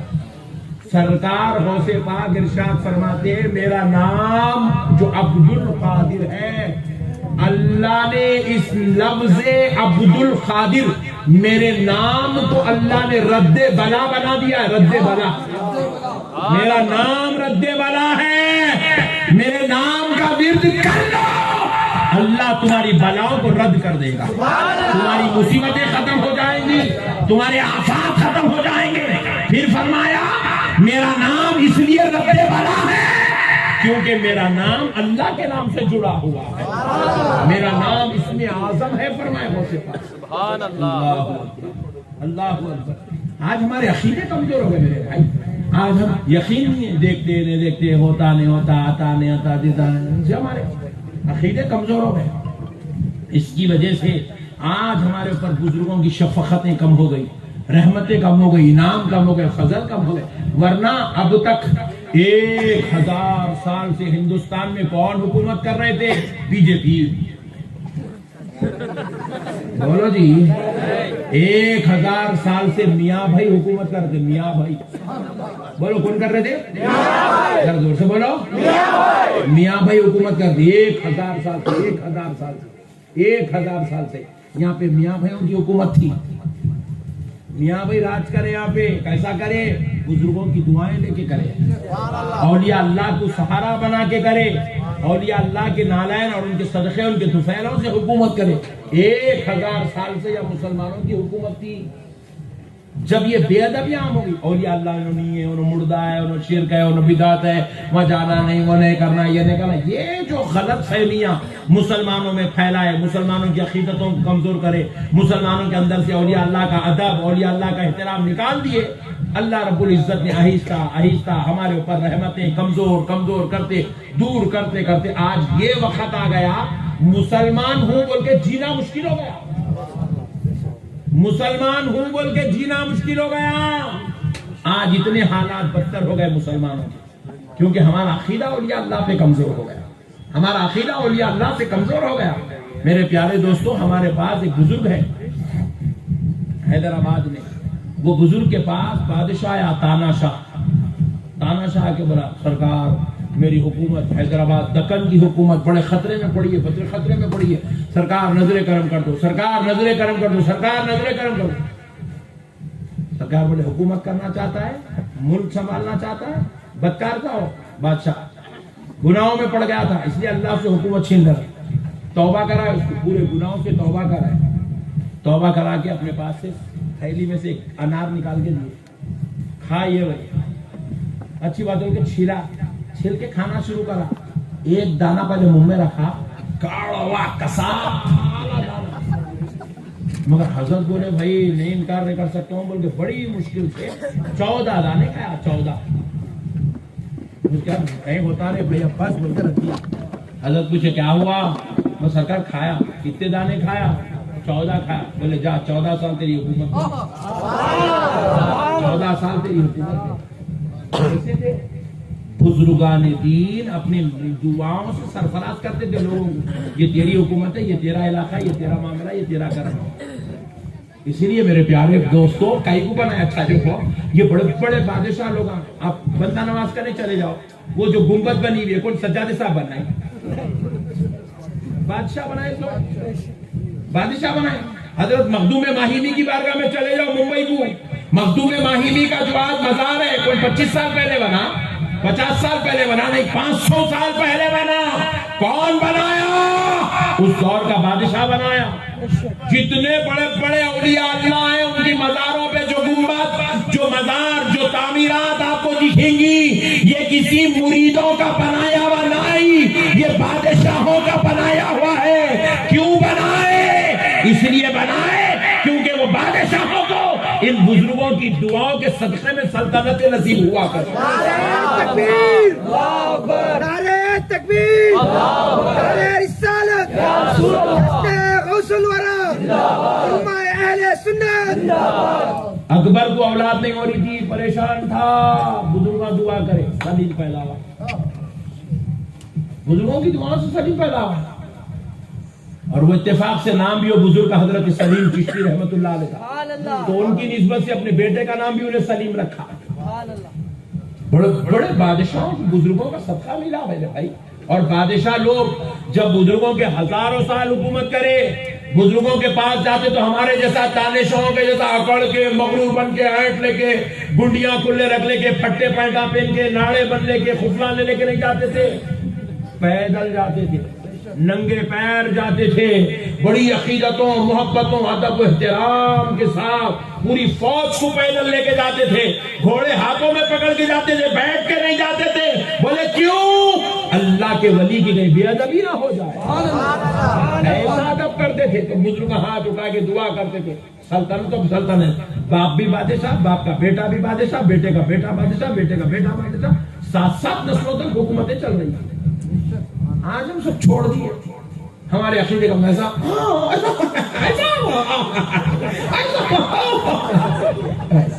چورا بنا چاہتا۔ اس لیے بزرگوں کی رحمتیں، ان کی نعمتیں، ان کی فضل، ان کی دعائیں ختم ہو گئی۔ ہمارے علاقے میں ہم جس جگہ پہ رہتے ہیں حیدرآباد میں، وہاں ایک بزرگ ہے، ان کا نام ہے حضرت احمد بادپا رحمت اللہ علیہ۔ آپ لوگ آؤ حیدرآباد کو، ایسے بڑے بڑے جلیل القدر اولیاء اللہ حیدرآباد میں ہے۔ سرکار غریب نواز اجمیر میں تشریف لائے، ادھر غریب نواز آئے، ادھر ان کے برابر 25 سال کے بعد حیدرآباد دکن میں حضرت شہاب الدین عمر سہروردی، جو سہروردیہ سلسلے کے امام ہیں، ان کے مرید و خلیفہ حضرت بابا شرف الدین صاحب سہروردی رحمت اللہ علیہ حیدرآباد میں تشریف لائے. اس زمانے کے بزرگ ہیں، غریب نواز کے زمانے کے، حیدرآباد میں تشریف لائے. خطبے دکن ہے، خطبے دکن. آج بھی اولیاء اللہ کے حاضریاں ان کے دربار میں ہوتی ہیں روحانی طور پر. فیض و رحمت کا گنجینہ ہے حضرت بابا شرف الدین صاحب قبلہ. حیدرآباد تشریف لائیے، آپ ان بزرگوں کی زیارت کیجیے، فیض ملیں گا. ہمارے دکن میں ایک بزرگ حیدرآباد میں، ان کا نام ہے حضرت احمد بادپا. بادپا کہتے ہیں ہواؤں میں اڑنے والا. کس میں اڑنے والا؟ ہواؤں میں اڑنے والا. حضرت بادپا رحمت اللہ تعالی علیہ فوج میں تھے، تو آپ کے کمانڈر ان چیف نے آپ کو ایک کام دیا تھا. بولے کہ احمد، اس پہ جو ہے یہ ڈاکومنٹس ہیں، آپ کو یہاں دکن سے دلی جانا ہے، دلی جا کے یہ ڈاکومنٹ پہ سگنیچر کروانا ہے، یہ بل پاس کروا کے لانا ہے. آپ کو اس کے لیے 1 مہینے کا وقت دیا جائے گا. حضرت احمد بادپا رحمۃ اللہ علیہ جی اچھی بات ہے، بولے ڈیوٹی لے کے وہ اپنے تکیے کے نیچے فائل رکھ دیے. اللہ تعالیٰ شکر ہے، بولے 1 مہینے کا ٹائم مل گیا، عبادت میں ریاضت میں لگ گئے. بیٹھے عبادت، ریاضت، ذکر، اذکار، وظائف، تلاوت، نماز، روزہ، اس میں لگے ہوئے. 29 دن گزر گئے گئیچ نے. حضرت کتنے دن گزرے؟ 29 دن. اس کے بعد وہ کمانڈر ان چیف جو ہے طلب کیا آگے، کیا بولے جیو صاحب لوگ گئیچ کا یہیں چلال میں آیا، بولے یہیں سے بلایا. حضرت کی پوچھا تم کو میں ایک ٹائم دیا، وہ بہت اہم فائل ہے، وہ بہت بڑا ذمہ داری کا کام ہے، میں آپ کو دیا اور آپ لے لے کے بیٹھے. 29 دن ہو گئے، کل فائل سبمٹ کرنے کا ہے. حضرت بولے دیکھیے ابھی میرے پاس 1 دن باقی ہے، آپ کا کام ہو گیا تو بس ہے نا، آپ بے فکر رہیے، کل آپ کی فائل مل جائیں گی. پریشان ہو گئے. دوسرا دن جمعہ کا دن، فجر کی نماز حضرت اپنے علاقے میں پڑھ کے وہ فائل لے کے باہر نکل کے ایک بیل بنڈی والے کو رکائے، گھوڑا بنڈی کو رکا کے بولے میاں دلی کو چلتا. انہیں پریشان ہوگا، ارے کہا ہے بھائی حضرت ہے باتیں کر رہی ہیں، عجیب و غریب باتیں یہ دلی کو چلتا. اب یہ باتیں سن کے وہابی دلی کو چلتا. انہیں بولا عقیدت مند تھا، کٹر سنی تھا، وہابی نہیں تھا. سرکار آپ لکھ گئے تو چلتا ہوں، آپ لکھ گئے تو چلتا ہوں. بولے اچھی بات ہے، بول کے حضرت اس کی بنڈی میں بیٹھ گئے. بولے آنکھ بند کر درود پڑھ. بولے پڑھا، 14 مرتبہ درود پڑھا. آنکھ کھول، بولے کھولا. دلی میں محسوس یہ کر رہا ہے 14 مرتبہ درود پڑھتا، تیز رفتار ہوا میں انہیں گزر رہا.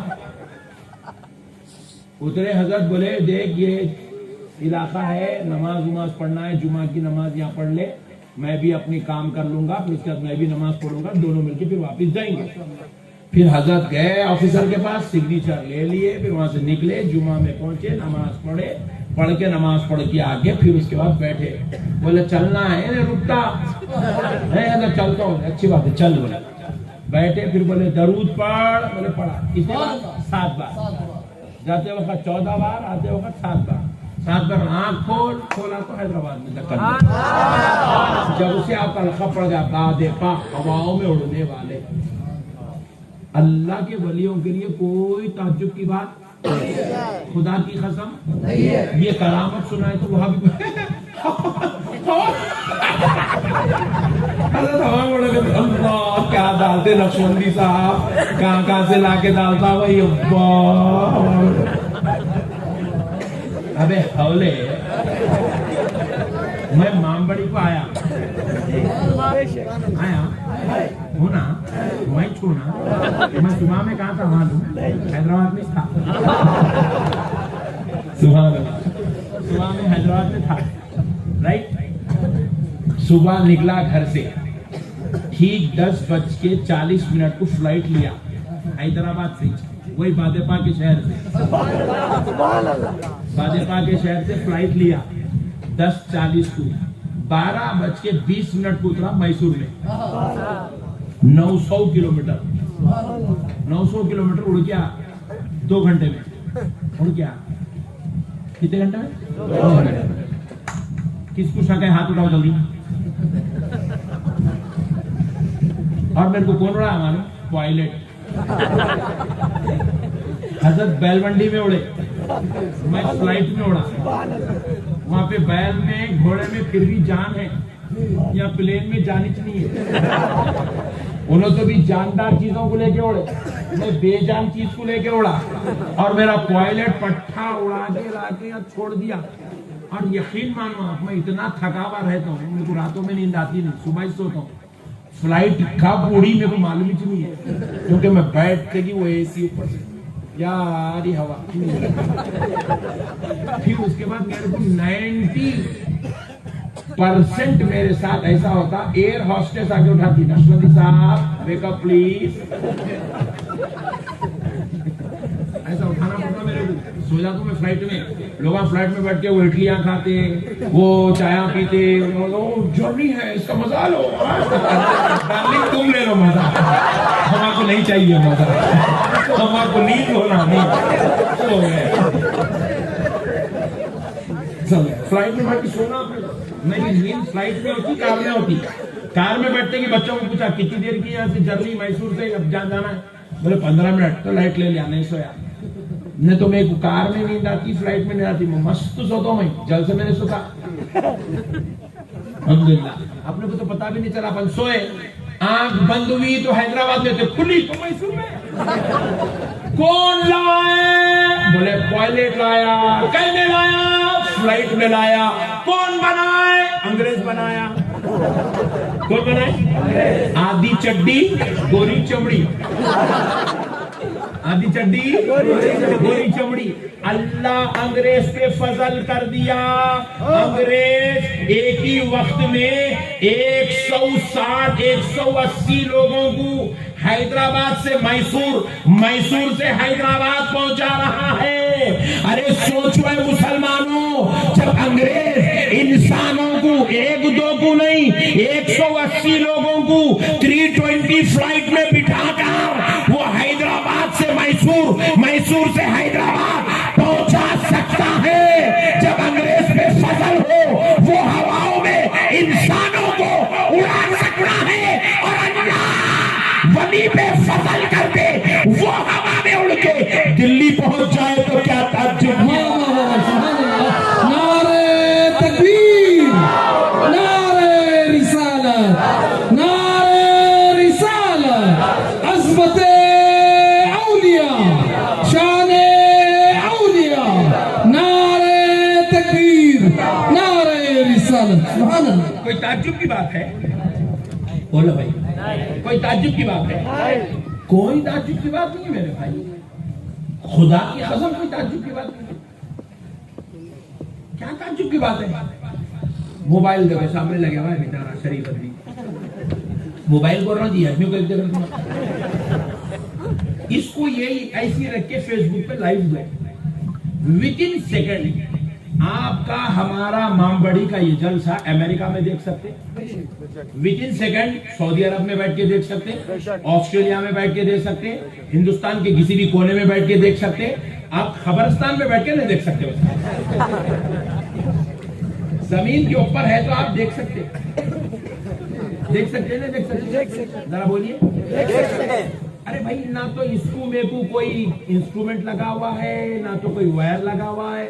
یہ دیکھو یہ بیچارہ یہاں تھا, انہیں بھی گر گیا ہے. اتنا ہی سے دیکھو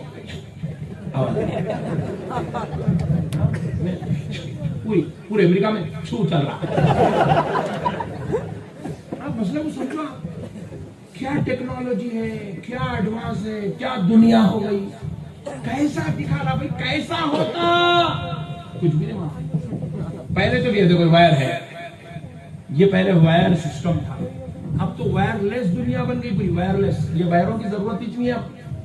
یہ مائک بھی چلانا ہے تو کوئی وائر کی ضرورت نہیں ہے. انہیں مائک لے, آواز لے رہا, اس کو پھینک دے رہا, انہیں لے رہا, تم آ کر پھینک دے رہا.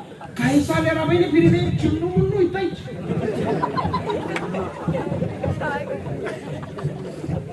تعجب کرو میرے بھائی, کیا امیجن کرو کیا ہو رہا ہے, کیا چل رہا ہے. یہ موبائل ایسی کیا چیز بن گئی, پوری دنیا سے آپ کو کنیکٹ کر دے رہا. پہلے تو بھی, پہلے وہ ایسا ہی رنگ ملانا پڑتا تھا 2 5 7 آگے بولو جلدی بولو 3 6 ہلو ہلو نیٹ ورک میں لگ رہا ہے یہ چل کے آپ بولو سیدھا موبائل سامنے رکھ کے عبد الجلیل بولتے جلیل سامنے آ جاتا پھر جلیل کہاں بیٹھا ہوا ہے امریکہ میں ڈائریکٹ کالنگ ویڈیو کالنگ محسوس ہی نہیں ہو رہا بیگم بولی نے مردہ وہ امریکہ جا کے میرے پیچھے لگا ہوا ہے پڑا ہوا ہے چھوڑ رہا نہیں ویڈیو کالنگ پہ لگا ہوا ہے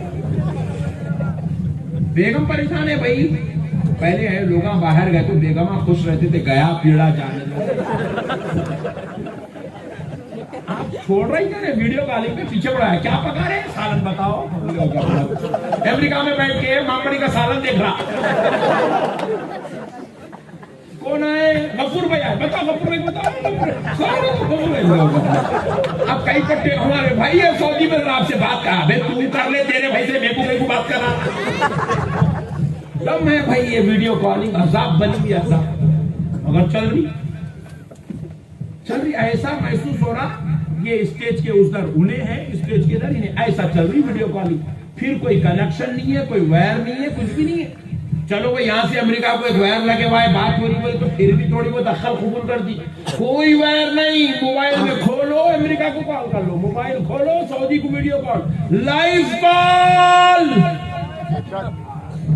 ارے جب ایک انگریز ایک فون بنا کر دنیا کے اس کونے سے اس کونے کا نظارہ دکھا سکتا ہے اور اللہ اپنے ولی پر اپنی تجلیات اتار دے وہ ولی بغداد میں بیٹھ کر مامبری کے غلاموں کی آواز سن لے تو کیا تعجب کی بات ہے سبحان اللہ سبحان اللہ سبحان اللہ کیا تعجب کی بات ہے کیا تعجب کی بات ہے میرے بھائی اللہ کی قسم تم بولو میں بول رہا ہوں امریکہ والا سن رہا ہے لندن میں بیٹھ کے دیکھ رہا ہے سن رہا ہے سعودی میں بیٹھ کے لائیو کال دیکھ رہا ہے سن رہا ہے اگر میں بولوں بغداد والا غوث اعظم سن لے تو کیا تعجب کی بات ہے میں پکاروں اجمیر والے غریب نواز سن لے تو کیا تعجب کی بات ہے میں پکاروں نجف والے مولا علی سن لے تو کیا تعجب کی بات ہے ارے میں آواز دوں یا نبی سلام مدینے والے مصطفیٰ سن لے تو کیا تعجب کی بات اللہ اکبر اللہ اکبر بھائیو یہ سائنس اللہ کی قدرت کو ثابت کر رہی ہے اور اولیاء اللہ اللہ کی قدرت کا جلوہ ہے اللہ کی قدرت کا مظہر ہے اولیاء اللہ تبارک و تعالیٰ کی قدرت کی مثال ہے مثال اس لیے کبھی اولیاء کے پاور کا ان کے معاملات کا انکار نہیں کریں گے زور سے بولو زور سے بولو بس اب ایک بات کہہ کر بات ختم کر لیتا ہوں امید کرتا ہوں کہ انشاءاللہ تعالیٰ آپ اپنے عقیدوں کو مضبوط رکھیں گے ماموں چچا پھپھا خالو بھانجا بھانجی بیگم کوئی بھی تمہارے عقیدوں کو خراب کرنے کی کوشش کرے تو تم اپنے عقیدوں کو خراب کریں گے زور سے بولو نہیں مرے بعد خبر میں بیگم آتی ماموں آتے چچا آتے امیر صاحب تو میت میں نہیں آتے خبر میں کہاں سے نہیں آتے کوئی بھی خبر میں جا کے اپنے کچھ اپنے نبی کو چہرہ دکھانا ہے یہاں اگر نبی کی مخالفت گستاخیاں بے ادبیاں کرو گے تو نبی کو چہرہ کیا دکھاؤ گے اس لیے نہ خبر میں جاؤ تو گستاخ و بے ادب بن کے نہ عاشق مصطفیٰ بن کر جاؤ غلام رسول بن کر جاؤ ارے جب ہمارے جنازے اٹھے تو لوگ یہ نہ کہیں کہ سلام کا منکر تھا فاتحہ کو بدعت مانتا تھا اولیاء اللہ کو شرک مانتا تھا یا رسول اللہ کہنے پہ جھگڑا کرتا تھا گھر میں جو ہے نبی کی میراث پر اعتراض کرتا تھا لوگ یہ نہ کہیں بلکہ دنیا یوں کہے یہ جو جنازہ اٹھا ہے کسی اور کا نہیں عاشق رسول کا جنازہ جا رہا ہے غلام مصطفیٰ کا جنازہ جا رہا ہے نبی کے نام جنازہ جا رہا ہے۔ ان کی باتیں سن کے نبی سے رشتہ مت توڑو، غوث و خواجہ سے رشتہ خراب مت کرو، اولیاء اللہ سے تعلقات خراب مت کرو۔ کوئی بھی تمہارے کو آخرت میں ساتھ دینے والا نہیں ہے۔ باپ اولاد کے کام نہیں آئے گا، بیٹا باپ کے کام نہیں آئے گا، ماں دودھ پلانے والی ماں بروز محشر اپنے بیٹوں کو دیکھے گی، چہرہ چھپا کے بھاگ جائے گی۔ اللہ اکبر، نفسا نفسی کا عالم ہوگا، کوئی کسی کے کام نہیں آئے گا۔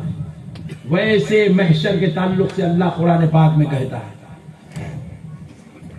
یوم ندعو کل اناس بإمامہم،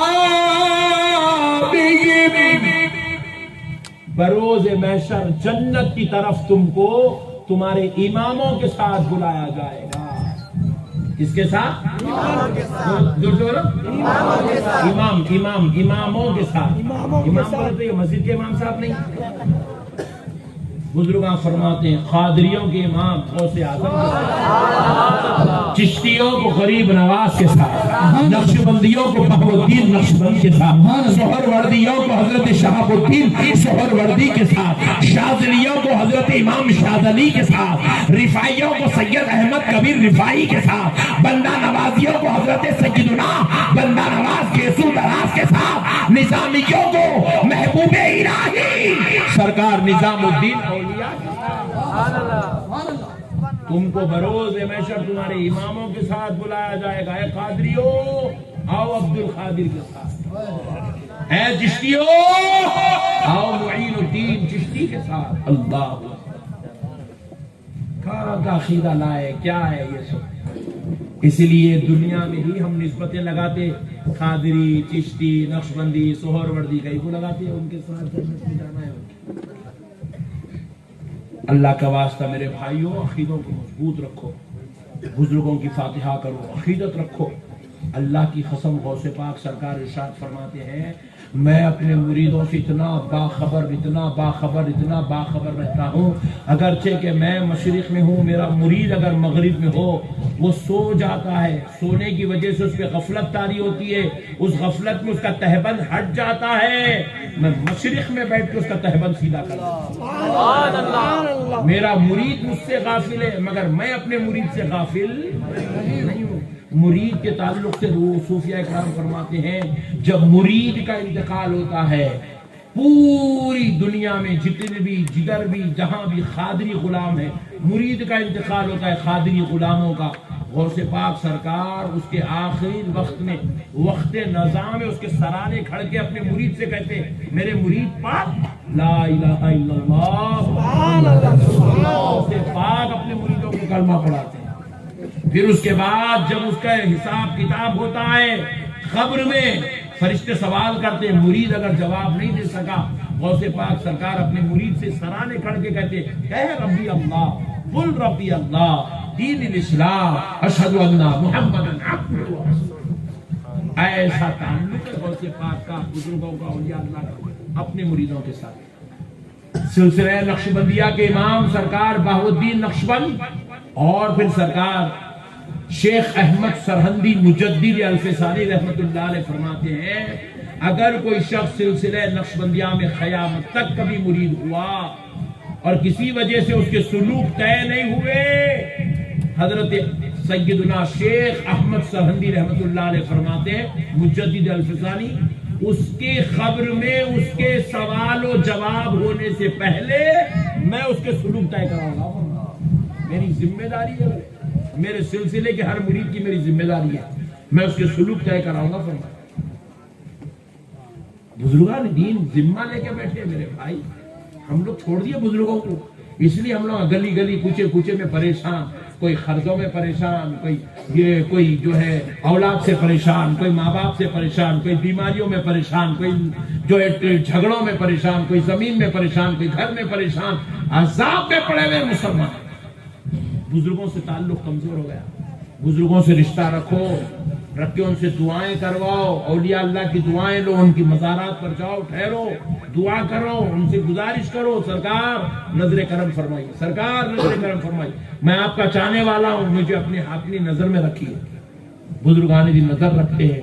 اجی تمہارے اوپر نظر رکھنا کیا کمال کی بات ہے. شاہ عبدالحق محدث دہلوی رحمۃ اللہ علیہ ارشاد فرماتے ہیں جس راستے میں اللہ کا ولی آرام کر رہا ہو اس راستے سے آیا اور جایا کرو.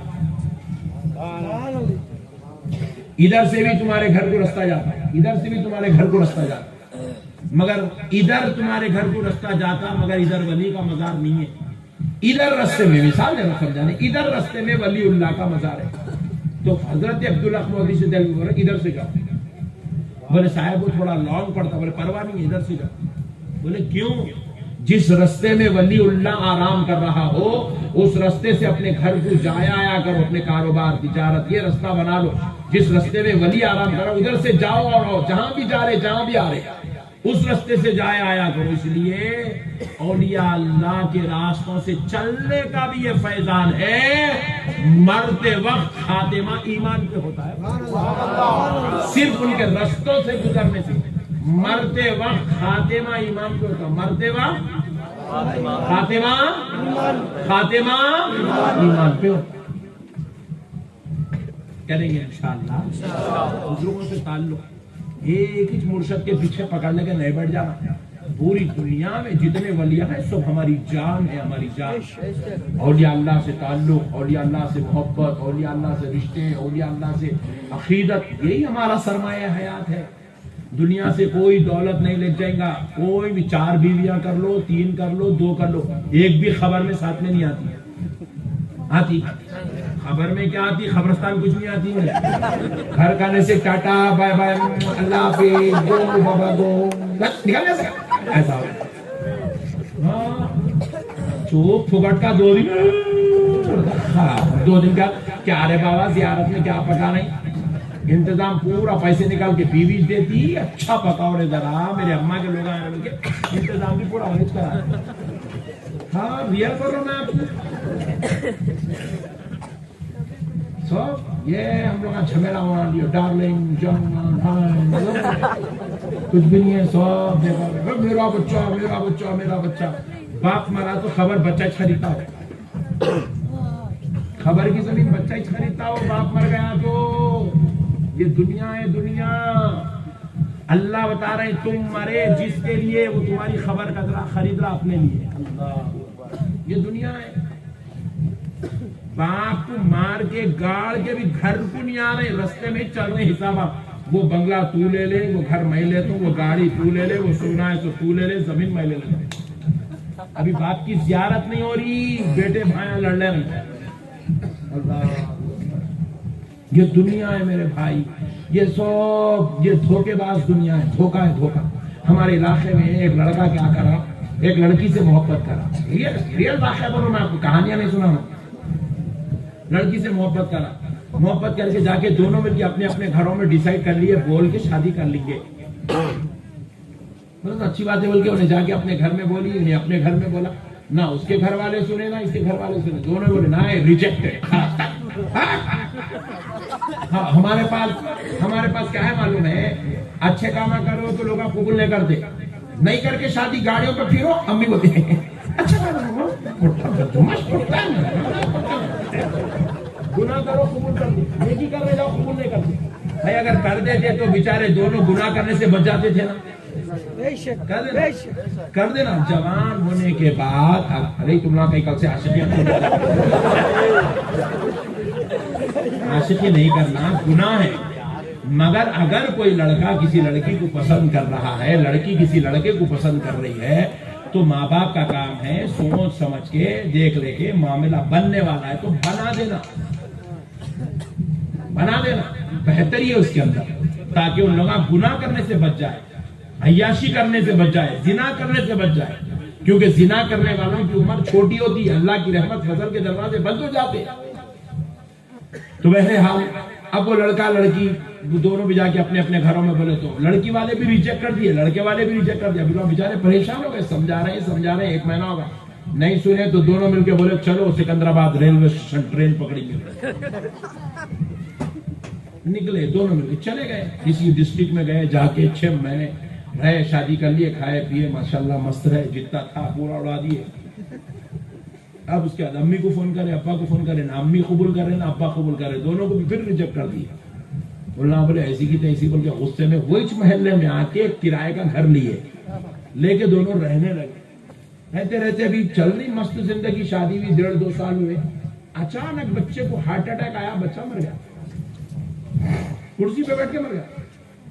اس کی وائف کو کال کرے، انہیں بیچاری ٹیچنگ کر رہی، دونوں بھی جاب کر رہے ہیں، کمانے کے واسطے پیسہ بنانے، جاب کرتے کرتے سکال آیا، وہاں سے روتے بھاگ کے آئی، لائی، جنازہ لی، گھر میں لے گئی۔ پھر اس کے بعد لڑکے کے والد والدہ کو کال کری، ان لوگ بیچارے قبول نہیں کرے، پھر اپنے اما ابا کو کال کری، انہیں لاؤ بولے، لگ گئے، سسرال سے جنازہ اٹھا، لگ گئے، تدفین کر دیا۔ اب یہ بچی کے خاطر انہیں ماں باپ کو چھوڑا، خاندان کو چھوڑا، رشتہ داروں کو چھوڑا، دوستوں کو چھوڑا، محلے میں ذلیل ہوا، رسوا ہوا، نقشبندی صاحب کی تقریر کا موضوع بن گیا ایک بچی کی خاطر، رائٹ؟ اتنا ذلیل ہوا حتیٰ کہ مر گیا۔ مگر اب کیا ہوا دیکھو آپ، جس سے محبت کرا وہ بیچاری جو ہے ایک پڑھاتے پڑھاتے آئی، میت لی، ایک دن گھر میں رہی، دوسرے تیسرے دن زیارت ہوئی، چوتھے دن اسکول کو لپسٹک لگا کے چلے گئے۔ تو اس کو پرنسپل پوچھا، جی اماں تمہارے شوہر کا انتقال ہوگا، کہیں کو آیا، تم ذرا بیٹھنا نہیں گھر میں، بیٹھے تو تم کھلاتے کیا؟ پوچھی۔ یہ ہے دنیا، یہ ہے دنیا، یہ ہے بے وفائی، یہ دنیا بے وفائی کا نام ہے، بے وفائی۔ یہاں پہ بھی کئی شوہراں بیٹھے ہوئے بیچارے روٹیاں بنا کے صبح اٹھ کے 6 بجے آئی، میرے سیاں روٹی کھاتے بول کے پکائی، سیاں جا کے دوسرا نکال کر لیجیے، جاؤ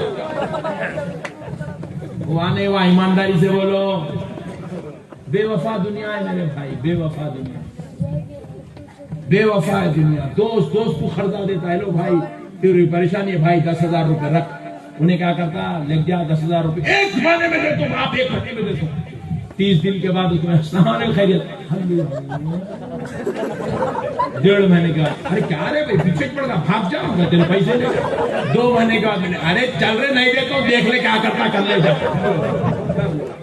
یہ دنیا ہے، دنیا کیا ہے یہ بولو، یہ دھوکے باز دنیا، یہ دھوکے کی جگہ، مکاری کی جگہ، فریب کی جگہ، جہاں پہ خالی ایک دوسرے کے ساتھ لڑائی جھگڑے۔ ابھی میں عورتوں کی طرف نہیں جا رہا ہوں، ادھر تو دیورانی جٹانی کے جھگڑے، ننند بھاوت کے جھگڑے، ساس بہو کے جھگڑے، اماں بیٹی کے جھگڑے، ارے باپ رے باپ، ادھر گئے تو بے وفائی تو یہاں سے شروع ہوتی ہے۔ اللہ اکبر، ساس جا رہی پسند کر کے لا رہی، 100 روپے وار رہی، اماں میری بہو کتنی اچھی ہے، میری بہو کتنی اچھی ہے، اماں مجھے سب بلایا اتار رہی، یوں کر رہی، سونا پہنا رہی، کتان کی ساڑی لا رہی۔ جمعہ گیا، ہونے کی دیر تھی، بہو بولی پہلا مرڈر ساس کا۔ یہ دنیا بے وفا ہے دوستو، یہ بے وفا دنیا ہے، بے وفا، یا دھوکہ ہے، مکاری ہے، فریب ہے۔ ایسی دنیا میں پڑھ کے اللہ کو بھول جانا کمال نہیں ہے۔ غفلت میں ہے مسلمانوں، غفلت میں ہے۔ یہ دھوکے باز دنیا کی خاطر تم اس رب کو بھول گئے جو 3 ٹائم تمہیں کھانا کھلا رہا ہے، تم اس رب کو بھول گئے جو کھانا کھاتے ہی ہضم کروا رہا ہے۔ ایک مرتبہ کھانا ہضم نہیں ہوا تو معلوم ہوتا پیٹ کس کو بولتے۔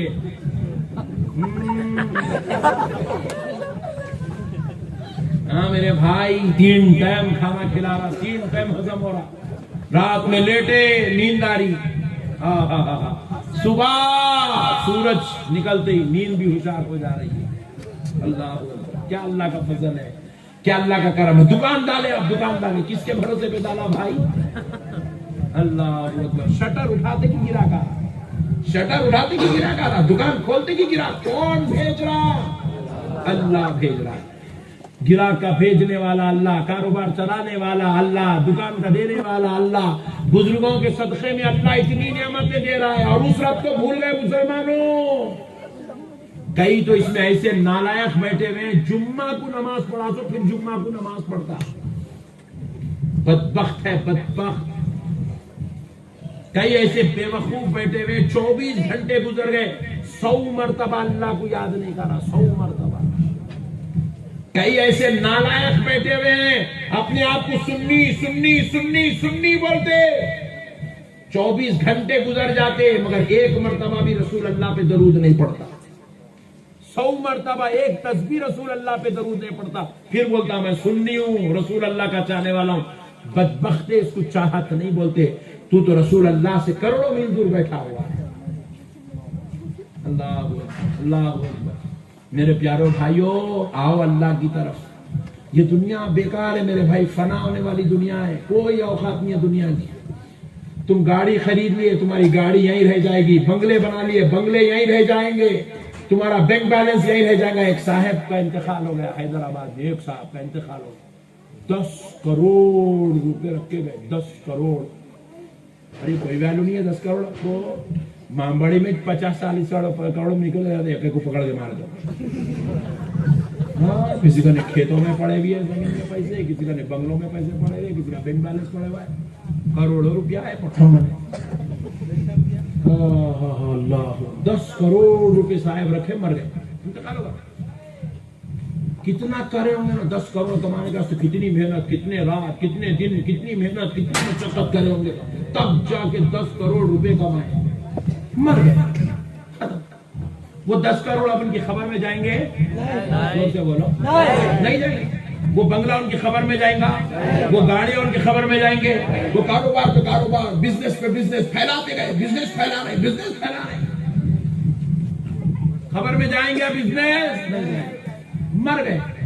اب اللہ تعالیٰ خبر میں یہ نہیں پوچھیں گا تیرا بینک بیلنس کتنا تھا، تیرے بنگلے کتنے تھے، تیرا جو ہے کاروبار کتنا تھا، کتنے مزدور تھے، کتنے نوکر تھے، کس کی کتنی سیلری تھی، کس کا پی ایف کتنا تھا، کہ تیری انکم کتنی تھی، تیرا منافع کتنا. نہیں پوچھیں گا اللہ. اللہ تو یہ پوچھیں گا بتا تیرے اخلاق کیسے تھے، بتا تیری عبادات کا معاملہ کیا تھا، تیرے تقوی کا معاملہ کیا تھا، بتا تیرا میرے ساتھ رشتہ کیسا تھا، بتا میرے نبی کی تعلیمات پہ عمل کرتا تھا کہ نہیں کرتا تھا. اللہ کے واسطے مسلمانوں آؤ، عبادت کی طرف آؤ میرے بھائی، ذکر و اذکار کی طرف چھوڑو یہ سب بیکار زندگی. کیا غلیظ زندگی گزار رہی. اللہ معاف کرے. خالی سگریٹا گٹکے. پھر وہ گاؤں میں تو اتنا بدترین حال رہتا، بعض نالائق ہوگا خالی بنینا ڈال لے کے نکل جاتے. لنگی پہن لیا، بنین ڈال لیا، نکل گیا. باقی جاگی رہی. دوسروں کے بہنا ہیں، بیٹیاں ہیں، امایاں ہیں، انہیں سب کے سامنے نکلتے. تو اور تو بعض تو اتنے خطرناک رہتے، بنین بھی نہیں پہنتا. شاہ رخ خان ویسے ہی نکل جاتا. گاؤں میں چلتا یہ سسٹم. اللہ معاف کرے. استغفر اللہ. چٹیاں پہن لے کے نکل جا رہے ہیں. کسی کی بہن بیٹیاں بیٹھے ہوئے ہیں. شرم نہیں، حیا نہیں. کافروں سے بدتر زندگی گزار رہے ہیں. کافروں سے بدتر. گالی گلوچ کر رہے ہیں. بیوی شوہر کو مار رہا، شوہر بیوی کو مار رہے ہیں، بیٹا باپ کو مار رہا، بھائی بھائی کو مار رہا. ڈرگز کر رہے ہیں، گانجے پی رہے ہیں، رافاری کر رہے ہیں، سود کے اوپر کاروبار چلا رہے ہیں. استغفر اللہ، استغفر اللہ، استغفر اللہ. مت کرو میرے بھائی. تم مسلمان ہو، مسلمان. تم مامنہ کے لال کے چاہنے والے، رسول اللہ کے امتی ہو.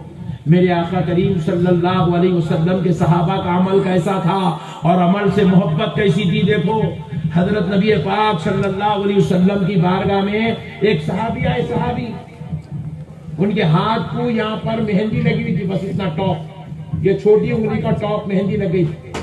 لگائے کون تھی؟ ان کی بیگم لگائے تھے رات میں. ان کی بیوی محبت میں اپنے شوہر کو کیا کرے، رات میں مہندی لگائے ایسا انگلی کے اوپر. انہوں بیچارے صبح اٹھے، ہاتھ دھوئے، رسول اللہ کے دربار میں آ گئے. رسول اللہ کی نظر ان کے اوپر پڑی، ہاتھ پہ. حضور چہرہ پھیر لیا. اللہ چہرہ پھیر لیے سرکار. صحابی پریشان ہوئے، خدموں میں گر کے آگے، یا رسول اللہ مجھے معاف کر دے میرے آقا، یہ کیا میرے سرکار آپ مجھ سے نظر پھیر لیے. حضور نے فرمایا تم اپنے چہرے پہ، تم اپنے ہاتھ پہ یہ کیا لگائے؟ بولے یا رسول اللہ مہندی ہے، رات میں سوتے وقت میری بیوی نے محبت سے لگا دیا. رسول اللہ صلی اللہ علیہ وسلم نے کہا میرے شہر کے باہر چلے جاؤ. جب تک وہ مہندی کا رنگ واپس نہیں چلا جاتا، میرے مدینے میں واپس نہیں آنا فرمایا. اتنا چھوٹا، یہ کوئی گناہ نہیں ہے، کوئی عذاب والی بات نہیں ہے، مگر رسول اللہ صلی اللہ علیہ وسلم نے اس عمل سے اس قدر ناراضگی کا اظہار کر کے بتلایا کہ لوگوں چھوٹے سے چھوٹا عمل بھی مجھے تکلیف دیتا ہے. نبی پاک نے بھجا دیا، جو صحابہ اٹھائے، کندھوں سے پکڑے، لے گئے مدینے کے باہر چھوڑ دیا. کیا فرمایا حضور؟ جب تک وہ مہندی کا رنگ نہ جائے میرے شہر میں واپس نہیں آنا، کیونکہ مہندی عورتوں کی زینت ہے. مردوں کے لیے منع ہے. جو کام عورت کرتی ہے وہ کام مردوں کے لیے, جو عورتوں کی زینت ہے وہ کام مردوں کے لیے منع ہے. عورتیں چوٹیاں ڈالتی ہیں, مرد چوٹی نہیں ڈال سکتا. عورتیں لباس جو ان کا پہنتی ہے, شرٹ شلوار ساڑی, وہ آدمی نہیں پہن سکتا, مردوں کے لیے منع ہے. عورتیں چوڑیاں پہنتی ہیں, مرد چوڑی نہیں پہن سکتا, منع ہے. عورت سونا پہنتی ہے, مرد سونا نہیں پہن سکتا, منع ہے. اللہ اکبر کبھی. تو پھر عورت مہندی لگاتی ہے, مرد مہندی نہیں لگا سکتا, مرد کو منع ہے. صحابی کو ان کی بیوی نے محبت سے لگا دی. حضور نے کہا جاؤ, جب تک وہ مہندی کا رنگ نہیں چلا جاتا میرے شہر میں واپس نہیں آنا. کیوں بھیجے؟ کہیں تمہارا دیکھ کے کوئی دوسرا مسلمان لگانا نہ شروع کر دو, اس لیے حضور نے ان کو بھیج دیا. اب وہ صحابی کا بھی عمل دیکھو, ان کی عقیدت دیکھو, سرکار سے تعلق دیکھو. گئے حضور کیا بولے, جب تک مہندی کا رنگ نہیں جاتا واپس نہیں آنا. بولے کتنے دن لگتے جانے کے واسطے؟ 2 سے 4 دن لگتے, 8 دن لگتے مہندی کا رنگ جانا. تو 8 دن باہر رہو. بولے انہوں کیا کرے, وہ صحابہ جو ان کو لے کے جا کے چھوڑے, ان کے پیچھے 2 منٹ میں واپس آ گئے. رسول اللہ صلی اللہ علیہ وسلم نے پوچھا, میں نے تم کو شہر سے واپس بھیج دیا تھا, تم نے واپس کیوں آئے؟ تو بولے حضور آپ نے فرمایا تھا مہندی کا رنگ چلا جائے تو واپس آ جانا. حضور میرے ہاتھ کی مہندی کا رنگ چلا گیا, اس لیے واپس آ گیا. بولے اتنا جلدی کیسے چلا گیا بتاؤ. ایسے ہاتھ اٹھا کے بتائے تو پوری انگلی لہو لہان تھی, خون بہ رہا تھا, آستین خون سے بھیگ گیا تھا. حضور نے پوچھا تم نے یہ کیا کیا؟ صحابی نے کہا یا رسول اللہ میں نے اپنی انگلی کو ایک پتھر پہ رکھا, دوسرا پتھر لیا, مار کے پورا چمڑا اٹھا کے پھینک دیا. نبی پاک نے پوچھا صحابی تم نے اپنی انگلی کو ایسے تکلیف کیوں دی, یہ ایزا کیوں پہنچایا اپنے جسم کو؟ کہا یا رسول اللہ میں یہ ایزا پہنچانا برداشت کر سکتا ہوں, مگر آپ سے, آپ کے شہر سے دور رہنا برداشت نہیں کرتا. ایسی محبت کرے میرے بھائی حضور سے, ایسا پیار کرے. ہمارے کو شاہ رخ خان دکھا, سلمان خان دکھا, ہم لوگ داڑیاں بنا لیں گے. کئی نوجوانوں کو دیکھا ایسا یوں, ایسا یہاں پہ دبا کے داڑھی پوری کٹ کر دیا, یہاں لا کے ایسا چھوڑ دیا, ایسا یوں نیچے چھوڑ رہا, پوری ایسی تیر نکال رہا. کیا ہوگا رے, ایسا ایک چھوڑا. وراٹ کوہلی ایسی چھوڑا. ابے ہولے تیرے کو جنت میں رسول اللہ کے ساتھ جانا ہے, وراٹ کوہلی کے ساتھ جانا ہے. ہاں رسول اللہ کے ساتھ جانا ہے بھائی. کیا ہے میرے بھائی یہ طریقہ, کیا کر رہے ہیں ہم لوگ, کون ہے؟ کئی ہمارے نوجوان شیو کر کے شیو, استغفر اللہ العظیم الذی لا الہ الا هو الحی القیوم واتوب الیہ. رسول پاک علیہ السلام فرماتے ہیں تم اپنے چہروں پہ وسطرہ چلاتے ہو تو تمہارے چہروں پر نہیں, وہ میرے کلیجے پر چلتا ہے. اللہ اکبر. نماز چھوڑ رہے, رسول اللہ فرمائے قرۃ عینی, میرے نماز, میری آنکھوں کی ٹھنڈک فی الصلاۃ, نماز میں ہے. بولے سرکار کس میں؟ بولے آنکھوں کی ٹھنڈک, زور سے بولو, نماز میں. ہم نماز چھوڑ کے رسول اللہ کے آنکھوں کو تکلیف پہنچا رہے ہیں. خدا رہا میرے مسلمان بھائیوں, میری بہنوں, میری ماؤں, میری بچیوں, نماز کی پابندی کرو.